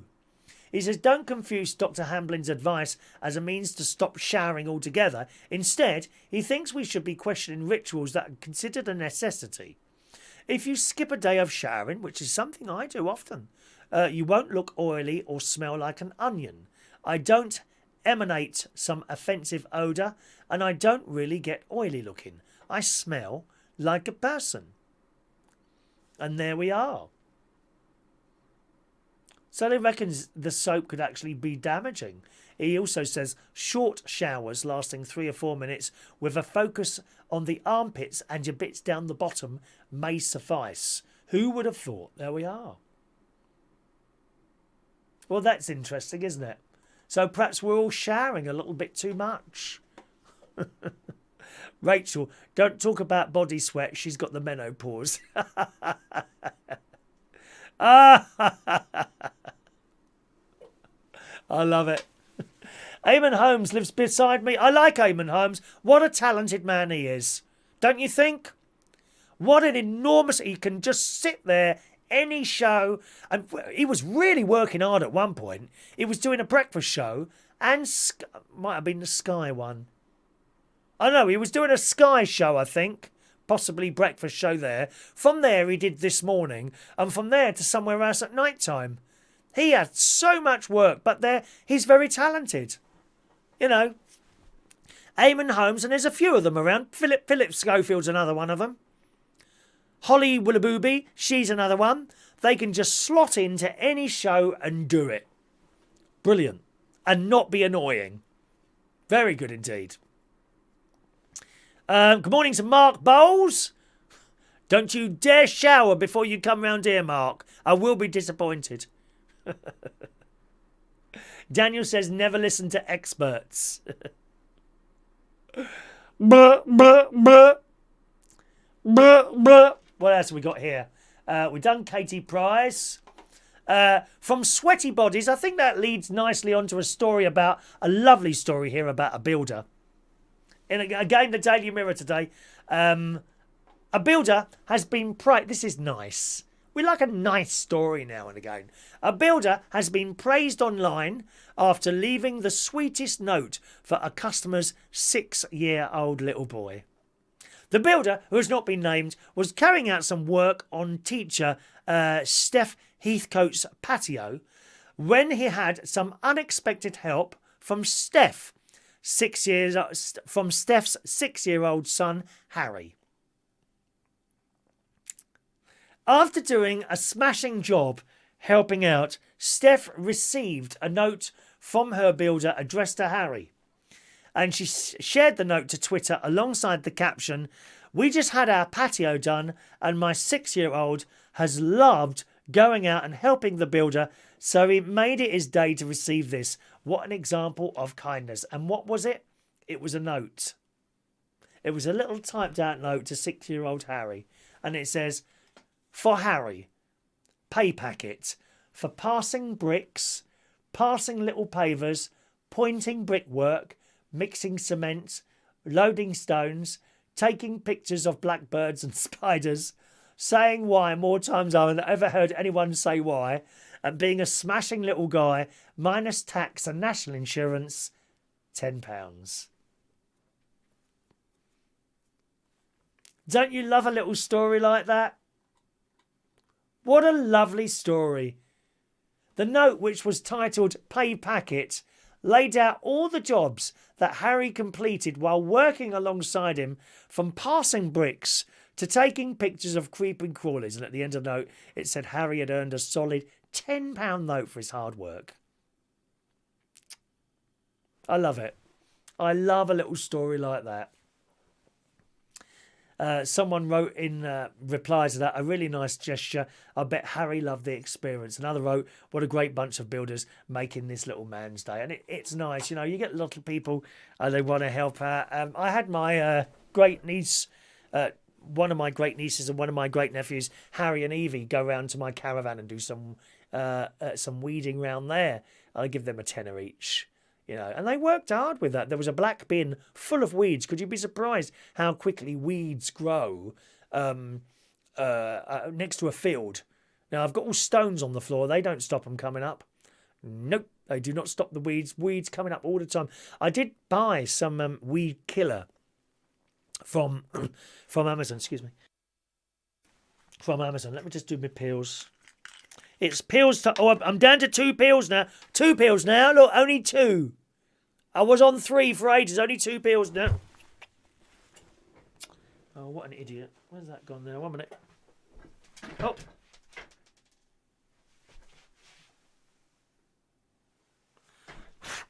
Oh. I'm down to 2 peels now. Because what they've done is combine the 2. There were 2 of the same ones and they put that into one now.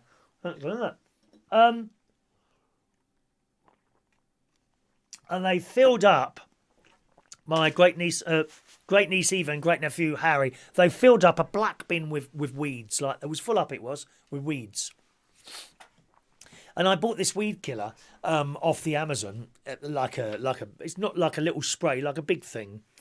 And it had a spray thing on the top. And I, for some reason, I thought it would be really easy. And you just thing on, and this thing would just keep coming out. And I just put it across all the stones, and that would stop anything else coming out. No, it wasn't like that at all. The spray thing was blooming useless. It was just basically one of the spray things that you get on top of a small bottle. And you had to keep doing this. And it weren't coming out like lots.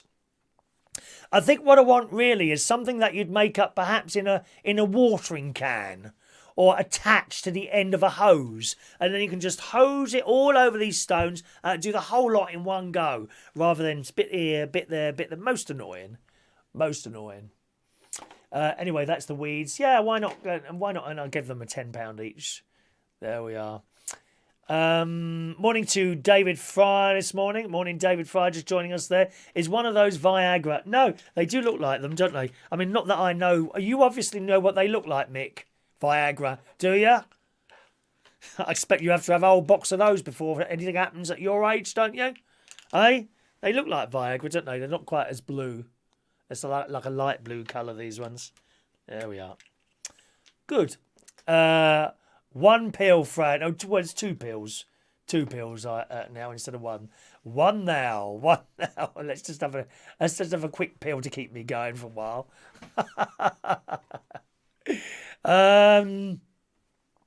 What else have we got here? Good morning to Single Yin Lee. Have you still not found a husband? Hello, Single Yin Lee. Have you still not found a husband yet? Sorry, I have to talk like that because she can't understand me otherwise. Have you found a husband yet? Have you found one yet? Huh? Oh, you're late, aren't you? 10 o'clock. Shouldn't you start? She usually works at a Chinese restaurant.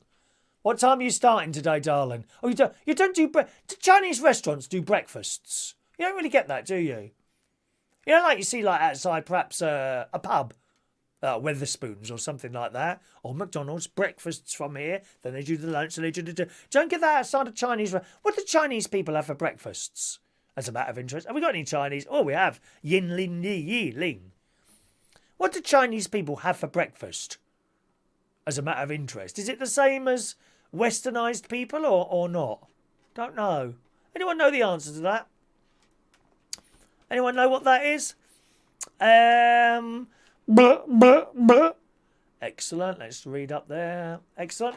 Okie doke, boys and girls. How is your Amazon device?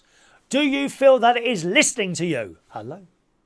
Listening. Do you feel it's listening to you? Well, in the Sun this morning, an Amazon device snooping blocker that jams the microphone of your Echo smart speaker has been developed.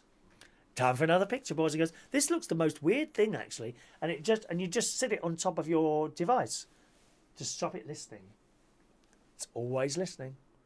Now, I've got to be honest, I don't see the point of that, right? Okay? Because you're going to have to move it every time you want to speak to it. The whole idea of having one of these things is that you can just shout wherever you are in the house, Amazon, turn this on or turn that on. If you've got to actually physically remove that from the top of there, you might as well walk over to the switch, mightn't you? Do you know what I mean? If you don't want people listening to your private conversations, don't have an Amazon. End of story. What would they be interested in listening to me? I'm not a murderer. I'm not a bank robber. I don't sell drugs. I don't do anything. Of what interest would people be interested in listening to me on my Amazon? Answer, none. So it doesn't bother me. If you're doing something dodgy, possibly you wouldn't want one of these things in your house. This is an audio jamming device called... I can't really say the word. I'll say it quietly, all right? Come closer, because I don't want to set off your devices. Alexa, gate. Alexa, gate. Did you hear that? Alexa, gate.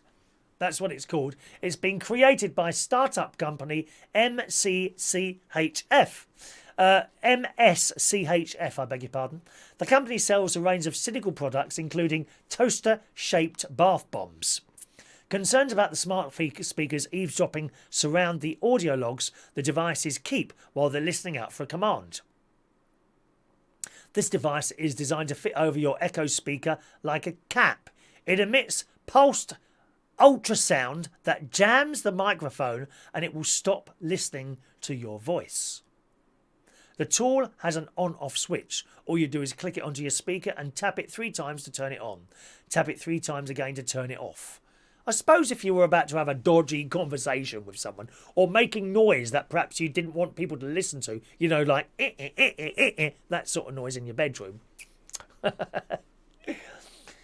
It says it will only interfere. It's only said to interfere with the microphone and not the speakers. So technically, you can still listen to music or radio, that sort of thing.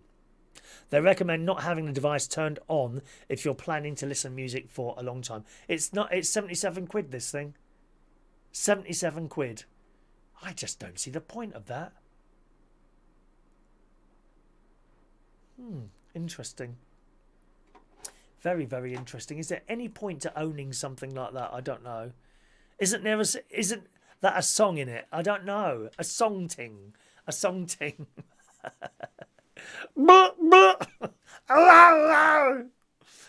Daniel, my device is in front of my TV and it was like you were speaking directly into it. Was it waking up, was it?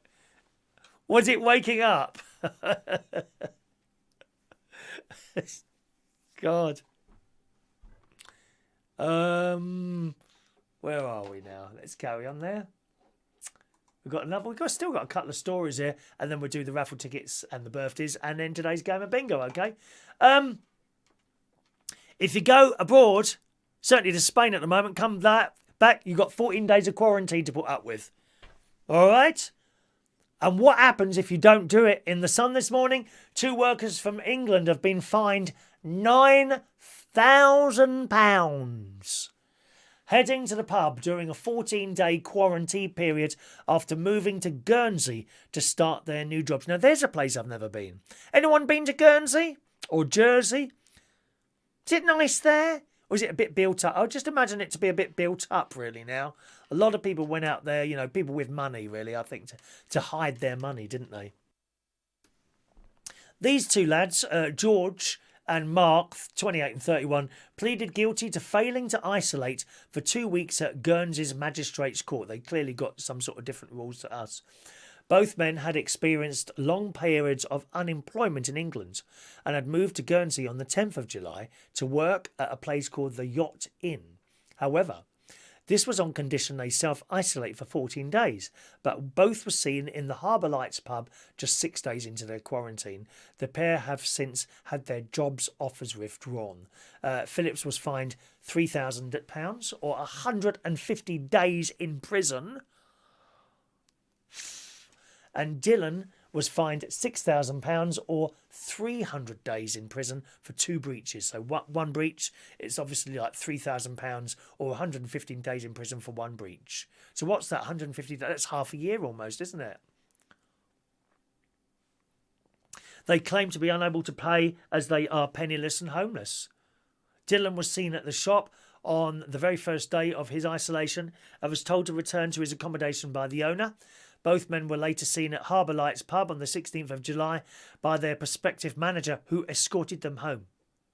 Dylan was then spotted by the manager twice outside a bar, and while hiding from her at a bus stop, the court was told. Wow. So that's a severe fine, isn't it? £3,000 there, 150 days in prison. Gosh, that is a lot, isn't it? Oh well, that's how it is.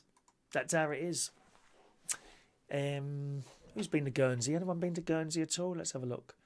No. No one's been to Guernsey there. Okay. UK Disneyland. Oh yes, baby. Plans for the exciting London resort have been unveiled in the Star this morning by project owners. They're going to be not a Disneyland, but a similar type thing. Plans for a £3.5 billion theme park, which has been dubbed the UK's answer to Disneyland, have finally been unveiled. It's going to be called the London Resort, and it's been first announced in 2012. I think we did this story once before. There's now a full plan for the park. It's gone to public consultation with members of the public now urged to comment on what they think of it. It will have initially 6 different themed areas across its 535-acre site, although there are already plans prepared for it to be extended even more by 2029. Wow. I want to see this. It would be the first park of its kind to be built in Europe from scratch since Disneyland Paris in 1992. And Disneyland Paris had a real problem making money. I don't know if they're... Well, it won't be making... Are they open again? I think they're open again now, are they? I don't know. But when they were first opened, they had real issues, mate. They ran at a loss for years. But I suppose the parent company, Disney, would chuck some of the money from Florida and California and Tokyo over there to get the thing going. It says, although it's been dubbed the UK's answer to Disneyland, the resort has no affiliation with Disney and will instead partner up with the BBC, ITV Studios and Paramount Pictures. That looks really exciting, doesn't it, eh? And I think it's going to be in Essex, if I'm right in thinking now. I haven't got down that far into the resort. It will feature 2 theme parks, a water park, conference venues, hotels and retail and dining places. A large proportion of the peninsula will be enhanced for wildlife, with quiet zones and visitors and the public to relax. Oh, that's just fantastic. There we go. According to the consultation, the park will boost the economies of Dartford, Gravesend and Thurrock, as well as wider Kent and Essex. Is it Kent or Essex then it's going to be in? Doesn't say. Thought it might say there. It's outside London. Let's have a look at the map. North Kent. It's going to be in North Kent with Park and Glide ferry connection to Essex. Park and Glide. That sounds good, doesn't it? Park and Glide. That sounds quite good, that. News round. Da da da da da da da da da da da. In the Metro today, bad news. You remember news round, Rachel? You remember news rounds? That iconic theme with John Craven's news round. Da da da da da da da da da da. It used to play at the end, didn't it? It's being axed. Wow. 48 years that's been on the telly. CBBC's news round afternoon slot has been axed. After 48 years, the long-standing children's news programme, which has run since the 4th of April 1972, and I was there to see that, is the latest show to make changes as audience for its bulletins on the small screen continued to fall in lockdown. The BBC instead wants to move more of its children's content online in an attempt to halt declining TV viewers among young people. Because a lot of people don't just watch on the internet now.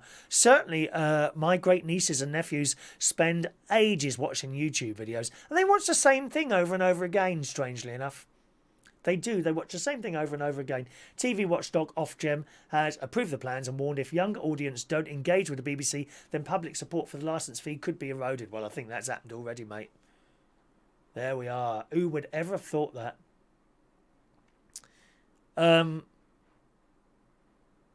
Newsround's online audience is growing and its website enjoyed 2 of its highest weeks ever during the lockdown period. So it looks like it's going to carry on being online. So, but not live, if you see what I mean. Because, you know, people log on and watch the show at any time, don't they? Including this one. There's far more people watch the recording of this show later on than are with us live. As you can probably see, it's not like massive number, not like talking thousands of people. Well, sometimes we get to a couple of hundred if we're lucky. But if you look now, probably, I don't know, what, 30 people watching maybe live? 37, 36 people watching live at the moment. Sometimes we get to about 40. But then when you look 24 hours time, there's like 150. So that's how people watch the telly now. They like to choose when they watch something rather than, oh, it's 8 o'clock, let's rush down to the telly. I watch very little programmes live, to be honest. You know, the news, of course, I watch that. Ah, that will be sad. The BBC will now be able to axe Newsround's afternoon slot from CBBC, but will still air a morning slot. That's on their own channel. See, I haven't never really watched CBBC. That's again for the children there. But John Craven did that, didn't he? John Craven. Thank you, Gary. You did Country File as well. Country File, yes. Right. How are we doing? Let's do today's raffle tickets then, boys and girls. If you'd like a raffle ticket for Monday's raffle, please speak now and you will be issued with one. Okay, let me just tear some out. A load of raffle tickets went out yesterday. This is for Monday's raffle. Monday morning's raffle. Here we go. One moment, please. Let's pull out these little old raffle tickets here. Blah, blah. Here we go.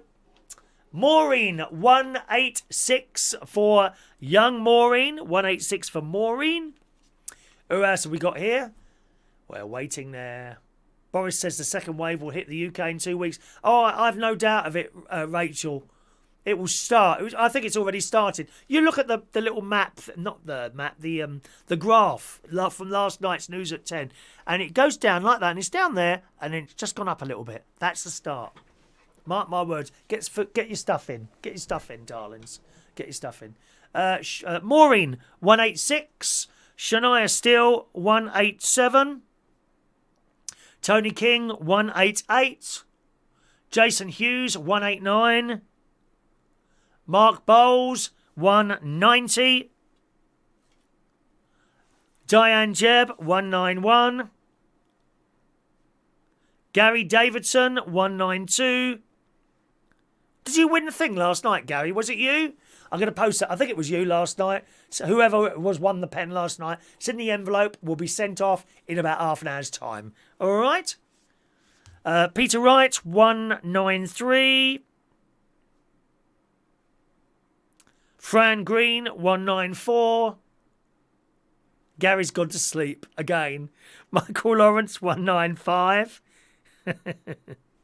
Oh, I forgot. Yeah, we're giving you the choice from this week, okay? You can either have one of those or a couple of stickers when it comes to Monday, because I know a lot of you have got the things now, so we'll put something else in there as well so you can choose. Daniel Holmes, 196. Mark's not his bingo ticket. I'll have a look after the show, Mark. Wonder Woman, 197. Mick Davenport, 198. Simon Still, 199.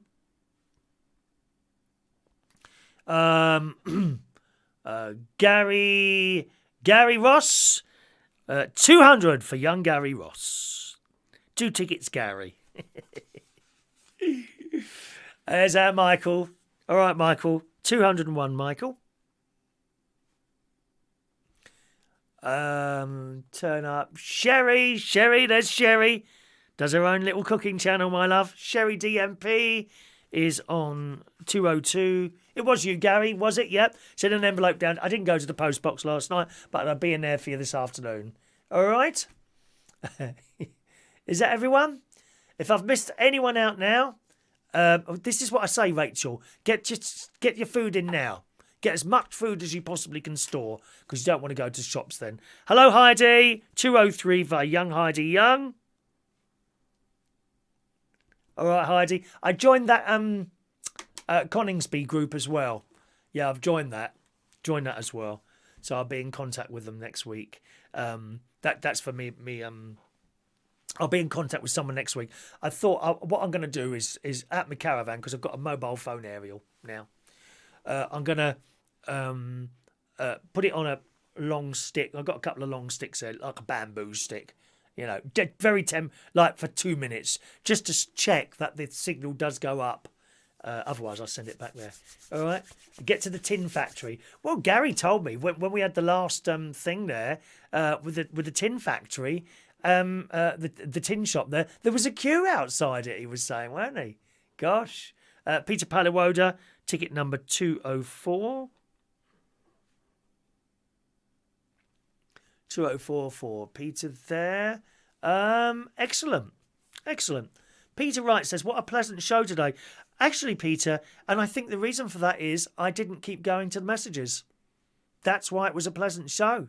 It puts me off. You will find most of the channels do not have a text box like this. So, only if it's live. Only if it's live. And this show is not led by messages. I try and put a whole story for you together with bits and pieces. Just to dip in and out, I think is enough, to be honest. I really think this is enough. Hello, Paul and Lou. 205 for Paul and Lou.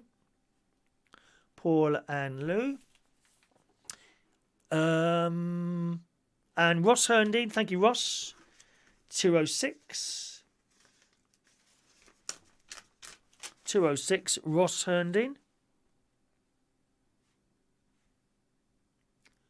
There you go. Ross Herndon, 206. Excellent. Okay, boys and girls. Let's do today's birthdays. I'll tell you what, while I'm here, after we've done the birthdays, I'll just have a quick look at my bingo ticket list and see if I can find something out on there for two people, Mark Bowles and someone else didn't get one. Who was it? Just go on there and tell me who the other person is didn't get a bingo ticket this morning. I can look at that for you. Meaning for birthdays today are... Oh, they're not there. Damn. Where's the birthdays? Here we are, Tuesday. There's no birthdays today. How weird is that? Is it Wednesday? It's Wednesday, isn't it? It goes Tuesday. Isn't that weird? Like, so there's 1, 2... Now, I thought I put a birthday list up there somewhere. 1 second. I thought I put a birthday list up there. So what birthday list did I put up? Let me just double check there. How am I going to look at that? I may have inadvertently put up a different day's worth of birthdays there. Live. Where's that? Or maybe I can't do it. Can I see this or not? Oh, yes, I can. There we go. Chris Beryl, Danny Craig. Where are they then? How weird is that? I've obviously made a mistake here. Chris, Danny. Oh, that's tomorrow's birthdays. Chris Beryl. It's tomorrow's birthdays there. Let me just correct that. There's no birthdays today. Well, fancy that. And that just correct that. 1 minute. Let's get rid of that quickly. And save. There we go. That's got rid of those birthdays. How mad is that? Not a single birthday today. And that, do you know that happens a couple of times during the year? We get no birthdays at all there. Right. Peter Paliwoda is the other bingo person. Okay, well, I'm just going to check this now for you. Let's see what send it says. Send grid. And then we're played. No birthday. Can't play the birthday song. How disappointed. It's how disappointing this morning, isn't it? Send grid. Let's have a look. Ba-da-ba-ba, ba-da-ba-ba. Ba-da-ba-ba, ba-da-ba. Killing me softly with his song. Killing me softly with his song. Sorry?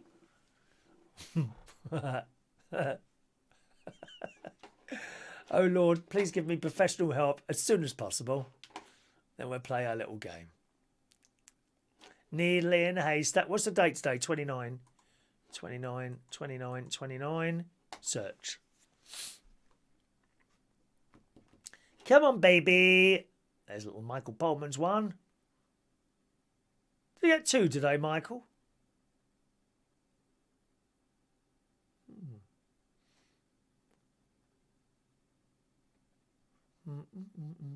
Did some of you get 2 cards?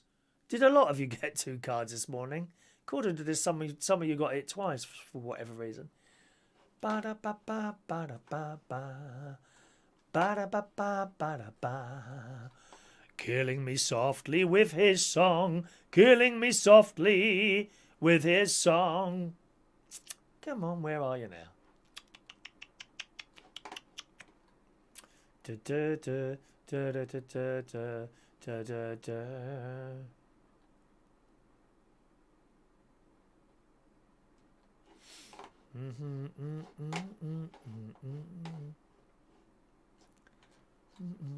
Oh, was that Peter? Let me just check your email name. Can't remember what it is now. Contestants. Peter Paliwoda is not on the list. And Mark Bowles is not on the list. Your tickets didn't go out. Your tickets didn't go out because you're not on the daytime list. Did you send me an email asking to be on the daytime list? Because if you didn't, you won't be on it. That's why. You'll be on the Sunday list. There's now 2... Oh, have you been with the show? Not for a couple of days, you two. Mark and Peter. Is that right? Because if you, I did ask if you wanted to be on the there are two lists now. There is a Sunday bingo list, which everyone is on, and there is now a weekday bingo list, which only people who have asked to be on the weekday list are on. I did go through the list and I tried to work it out myself who was there or not, but you must remember I'm dealing with about 120 different emails there. Sometimes the name is not on the email, so that's why. If you could just pop us an email to there, please, and I'll make sure you go on the weekday birthday list, which I will correct after the show. All right, if you could just drop one there, you'll definitely be on the Sunday list, but you're not on the weekday list at the moment. All right, my loves, you would have asked to be on the Sunday list a couple of weeks ago. The weekday list we've only done this week. I was going to leave it until Sunday to change it over, but we had to do it quicker because what was happening is that people were winning at the top and no one was there because, of course, they only play Sunday. So if you could just pop it may be that I made a mistake as well. I don't know. With all the how I had to do it quite quickly. So just pop us an email there and I can add you on and you should get one tomorrow morning. All right. Paul and Lou needs to be removed from the Sunday list. Again, Paul and Lou, could I ask you to just send me an email to that? Do you wish to remain on the weekday one? That's quite possible. If so, again, same thing. Please remove me from Sunday. Please add me to weekday and I'll be very happy to do that for you. Okay, good. So that's sorted there. Excellent. Gary Ross, have you sent a super chat, darling?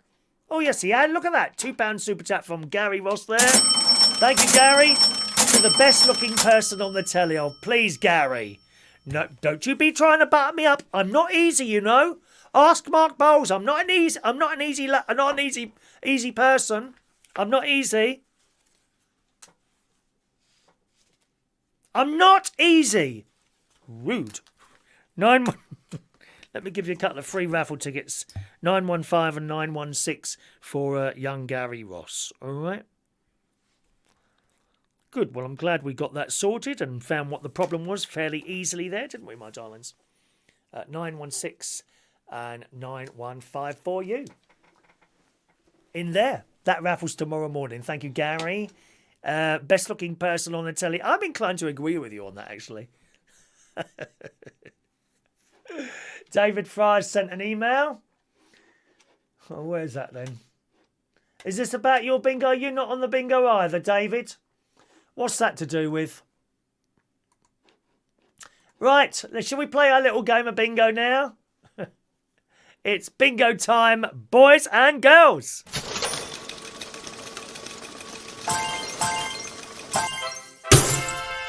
Yeah, bingo time. Hang on, I haven't set the current game yet, have I? There it is, setting the game. And there we go. Okay, bingo time once again, boys and girls. All right? Have a look at it. Down your cards, you need to mark off all the numbers on your bingo card to win. And you win just an extra raffle ticket. You win an extra raffle ticket. You win an extra raffle ticket for tomorrow, for the raffle on Monday. One of these ones. Okay? Ready then? As soon as you've completed marked off all the numbers, shout bingo in the chat box. You have just 1.5 minutes to claim your prize. Eyes down, here's your first number. Good morning, Terry. Eyes down, here's your first number. 20, blind 20. 1 and 7, 17. 1 and 6, 16. Boris's Boudoir, number 10. Thank you, Terry. Hope you're well. 5 and 2, 52. 1 and 8, 18. Anyone remember being 18? Wasn't the worst part? Oh, I hated being a teenager. No thanks. Never again. 8 and 2, 82. 8 and 5, 85. 3 and 1, 31. 2 and 7, 27. 5 and 1, 51. 8 and 7, 87. 5 and 4, 54. 4 and 6, 46. Buh, buh. All on its own, little number 1. Thank you, David. Just got your email there. 4 and 8, 48. 5 and 7, 57. What I'll do at the end of the show, okay, what I'll do is I'll add all 3 of you to the weekday bingo, okay? And I'll send out a test bingo ticket just to you 3. Just see if you get it, all right? I'll do that within an hour of the programme finishing. So just check you get it and reply, yes, I got that. And then that's it, you're on. All on its own, number 4. Buh, buh. 4 and 7, 47. All on its own, number 9. All on its own, little number 3. 6 and 3, 63. 3 and 4, 34. 6-0, blind 60. All on its own, little number 7. All the ones, legs 11.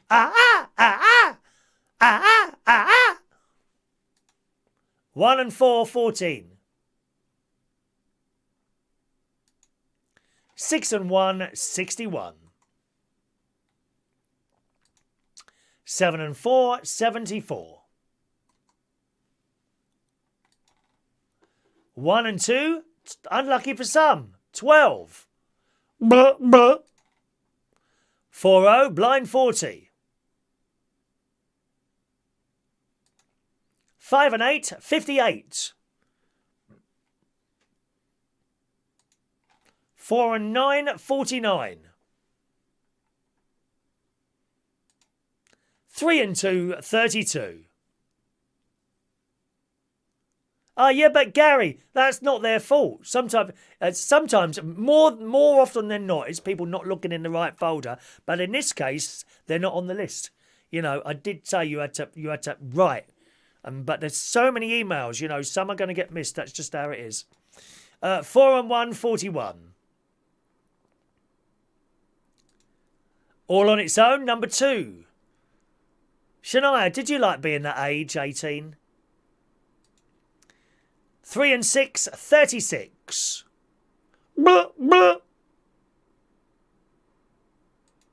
3 and 9, 39. All on its own, number 8. Stop moaning, Peter Paliwoda. I mean, if you're not there all the time watching, then you miss things out, like applying to go on the weekday list. Did you send an email saying, please, can I be on the weekday list? No, you didn't. You know, as I keep having to say, you know, I can sit here and do this show and do everything I do and offer you things. What I can't do is hold your little hands and lead you through the whole part of it. It does involve a little bit of work at your end. Oh, Mark Bowles turns up. He's with us today, isn't he? He turned up on Monday and said, I couldn't do the bingo last night. Did I win? What do you think I'm doing, Mark? Sitting here playing your blooming cards for you? It does involve a bit of work at your end. I'm really sorry to break that to you. And you're retired. You must have a little bit of time to do things. If you miss it, what can I do? You know, what do you want me to do? Pick your phone up. Oh, hello, Peter. Yeah, sorry you couldn't be with us on the show today. Yeah, just to let you know, this was in the show, this, and this, and we talked about this, and this. Okay? Thanks, Peter. Bye-bye. I don't think so. It does involve a little bit of watching at your end. It's like with the raffle tickets. People emailing in, they're not even watching the show, asking for a raffle ticket. I don't think so. That's all been sorted now. Thank you, Paul and Lou. 8 and 3, 83. 5 and 3, 53. 6 and 4, 64. 6 and 7, 67. 2 and 5, 25. 2 and 4, 24. 3 and 7, 37. I think we lost one of the quiz players last night. He got fed up with the noises. Bye! Oh dear. You actually think I sit here and give us...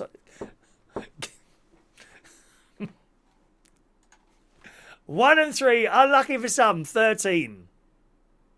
You know, I'm not being funny, but when Bruce Forsyth receives an email from someone when he was alive, you know, it's oh, hello, Bruce, thanks so much, really enjoy your shows usually, but can I suggest that, do you think he takes any notice of that? Well, neither do I. 1 and 3, unlucky for some, 13. 6 and 5, 65. That's what we need. You're absolutely right. A premium rate number. We need a premium rate. Any trouble with your bingo tickets, ring 09001 665 2432. £2.75, £3.50 a minute.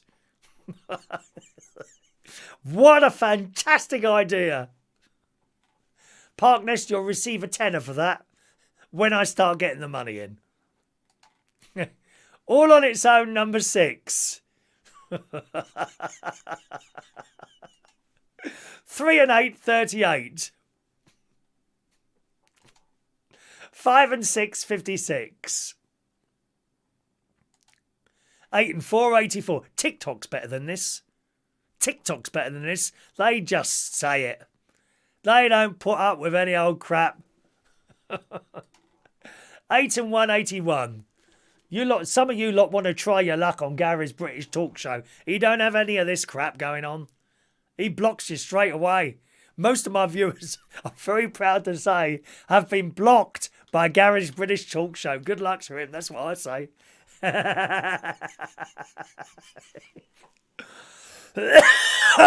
Oh, Christ, viruses. 6 and 2, 62.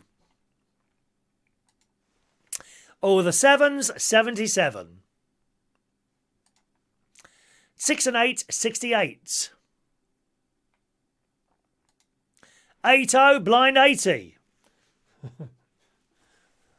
Peter wants some divine guidance. Just a moment.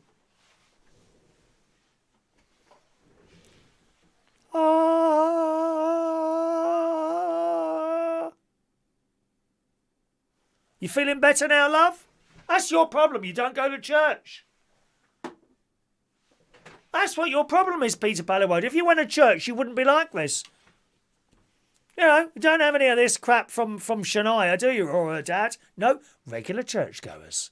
Virtual church as well, when we couldn't go to church. Regular churchgoers, my darling. Yeah. Look how calm they are. How calm and collected they are. They don't worry. They're not moaning all the time. They're not on the chat every 2 minutes, another bleeding message. Christ, I mean, how much attention do you want, dear? Just set up your own YouTube channel if you want a bit of attention. Then you can just do that, and let's see how well you put up with people like yourself. Where are we now? Where did we get to? 8-0, blind 80. 5 and 9, the Brighton line. Woo, woo. Woo, woo. Casey Jones, steaming at. See, I can't do any of this on Sunday night. They go mad. Proper bingo players. Oh, why is he mucking around doing the numbers? We want to play bingo. Why does he have to keep talking in front of it? That's my sister. Why does he keep talking in between the bingo numbers? I'm trying to play bingo. Rah, rah, rah, rah. It's like a load of parrots flying around my head. Awful.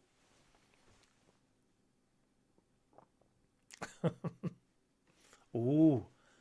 Someone said something naughty. Oh, yes. You get a block. No, let's time her out. Yeah, oh, she's timed out. Time her out there. Have you timed her out? Outrageous. Don't ever say my work's boring. Just go. If you don't like it, just go. You won't be missed. Bye-bye. Where were we? 5 and 9, the Brighton line. Woo, woo. 1 and 5, Sweet 15. I swear people come on here to be insulted. I swear that's half the reason of them. Rachel, there's another one, Rachel, right? There she is, quietly there, nice and calm, not too aggressive on the emails, never moans, just sits there very... Yeah, Shania is a very calm person, except when she's playing with her violin. You want to be very careful. If you walk past Shania playing her violin, she'll whoosh, and that thing's gone straight in your eye. Very dangerous. Several altar servers have had to be carried immediately to hospital because they've got a bit of that violin bow in their eye when Shania's frantically go like that in competition with the organ. And she never wins. The organist just puts another button down. Da! Carrying on with the bingo. 1 and 5, 15. 5-0, blind 50. Buh, buh. 1 and 9, 19. 3 and 5, 35. Excellent work there, Paul and Lou. Excellent work. 2 and 6, 26. 3-0, blind 30. 8 and 6, 86. Oh, look at the time. I want to go on my walk. 9-0, blind 90. And all the 5s, 55. Don't think she's with us today, if I remember rightly. Someone has one, but I'm pretty sure they're in hospital. I'm sure she told me she was in hospital. One moment. Let me just double check that.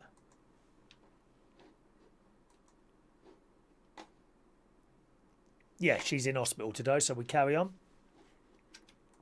It's always handy if you're not going to be there, boys and girls. Just pop us a little email if you've got a chance and let us know you won't be there, so that we can carry on, right? And it doesn't delay it. Shania's very excited now, darling, aren't you, my love? Because she's nearly won. Let's see what's the next number, and it's Shania. Oh no, sorry. All the 3s, 33. We have a winner, boys and girls. You have 1 minute and 30 seconds to. Muck that up, didn't I? You've got 1 minute and 30 seconds to claim your free raffle ticket. Who is it, I wonder? Da da da da da da da da da da da da da da da da da da ba ba da da da da. Shania, can you play this on your violin?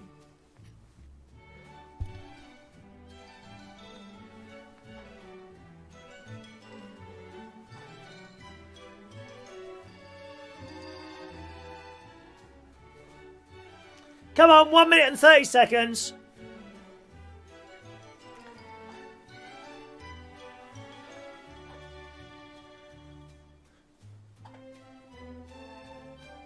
Oh, don't say she's gone. Oh, no, she's there. She's there. She's there. Well done. Shania, what an idiot. I gave away the winner then, didn't I?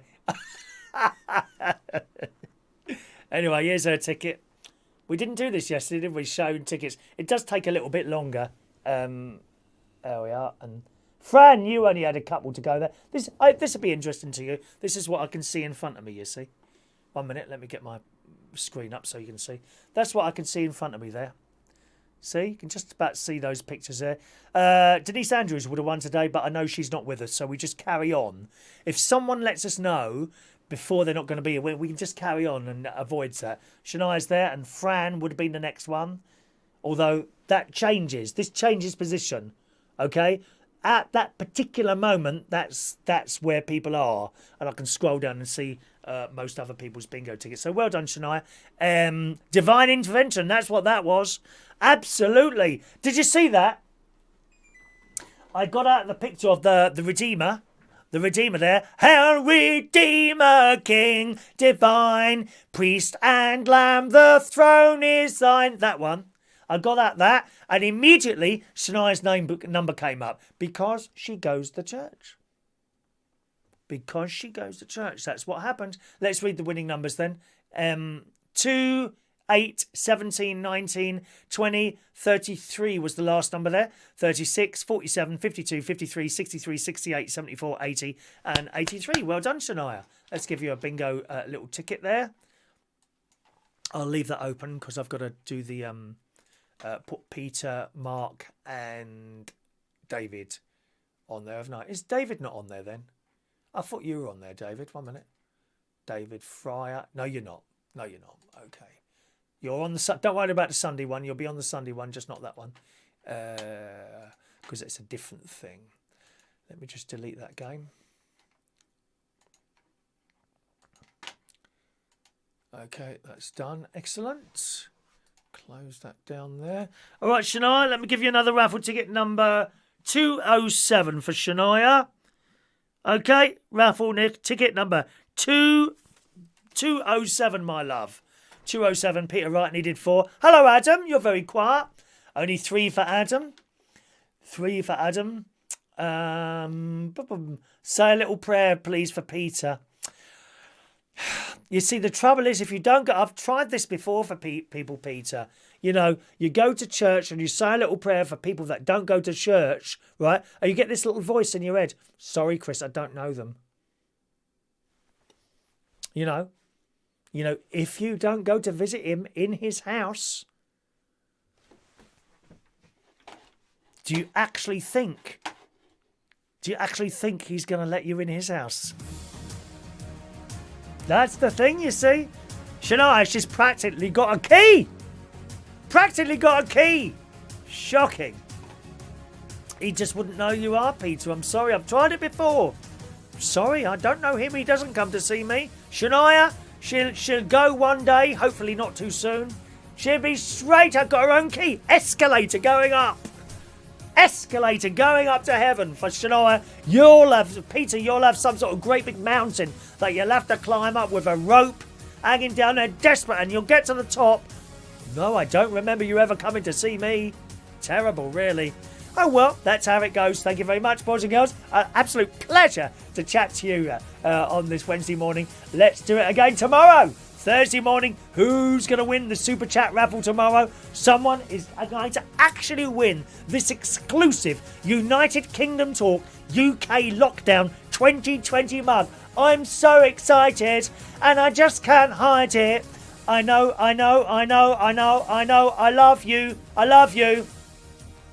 Not all of you.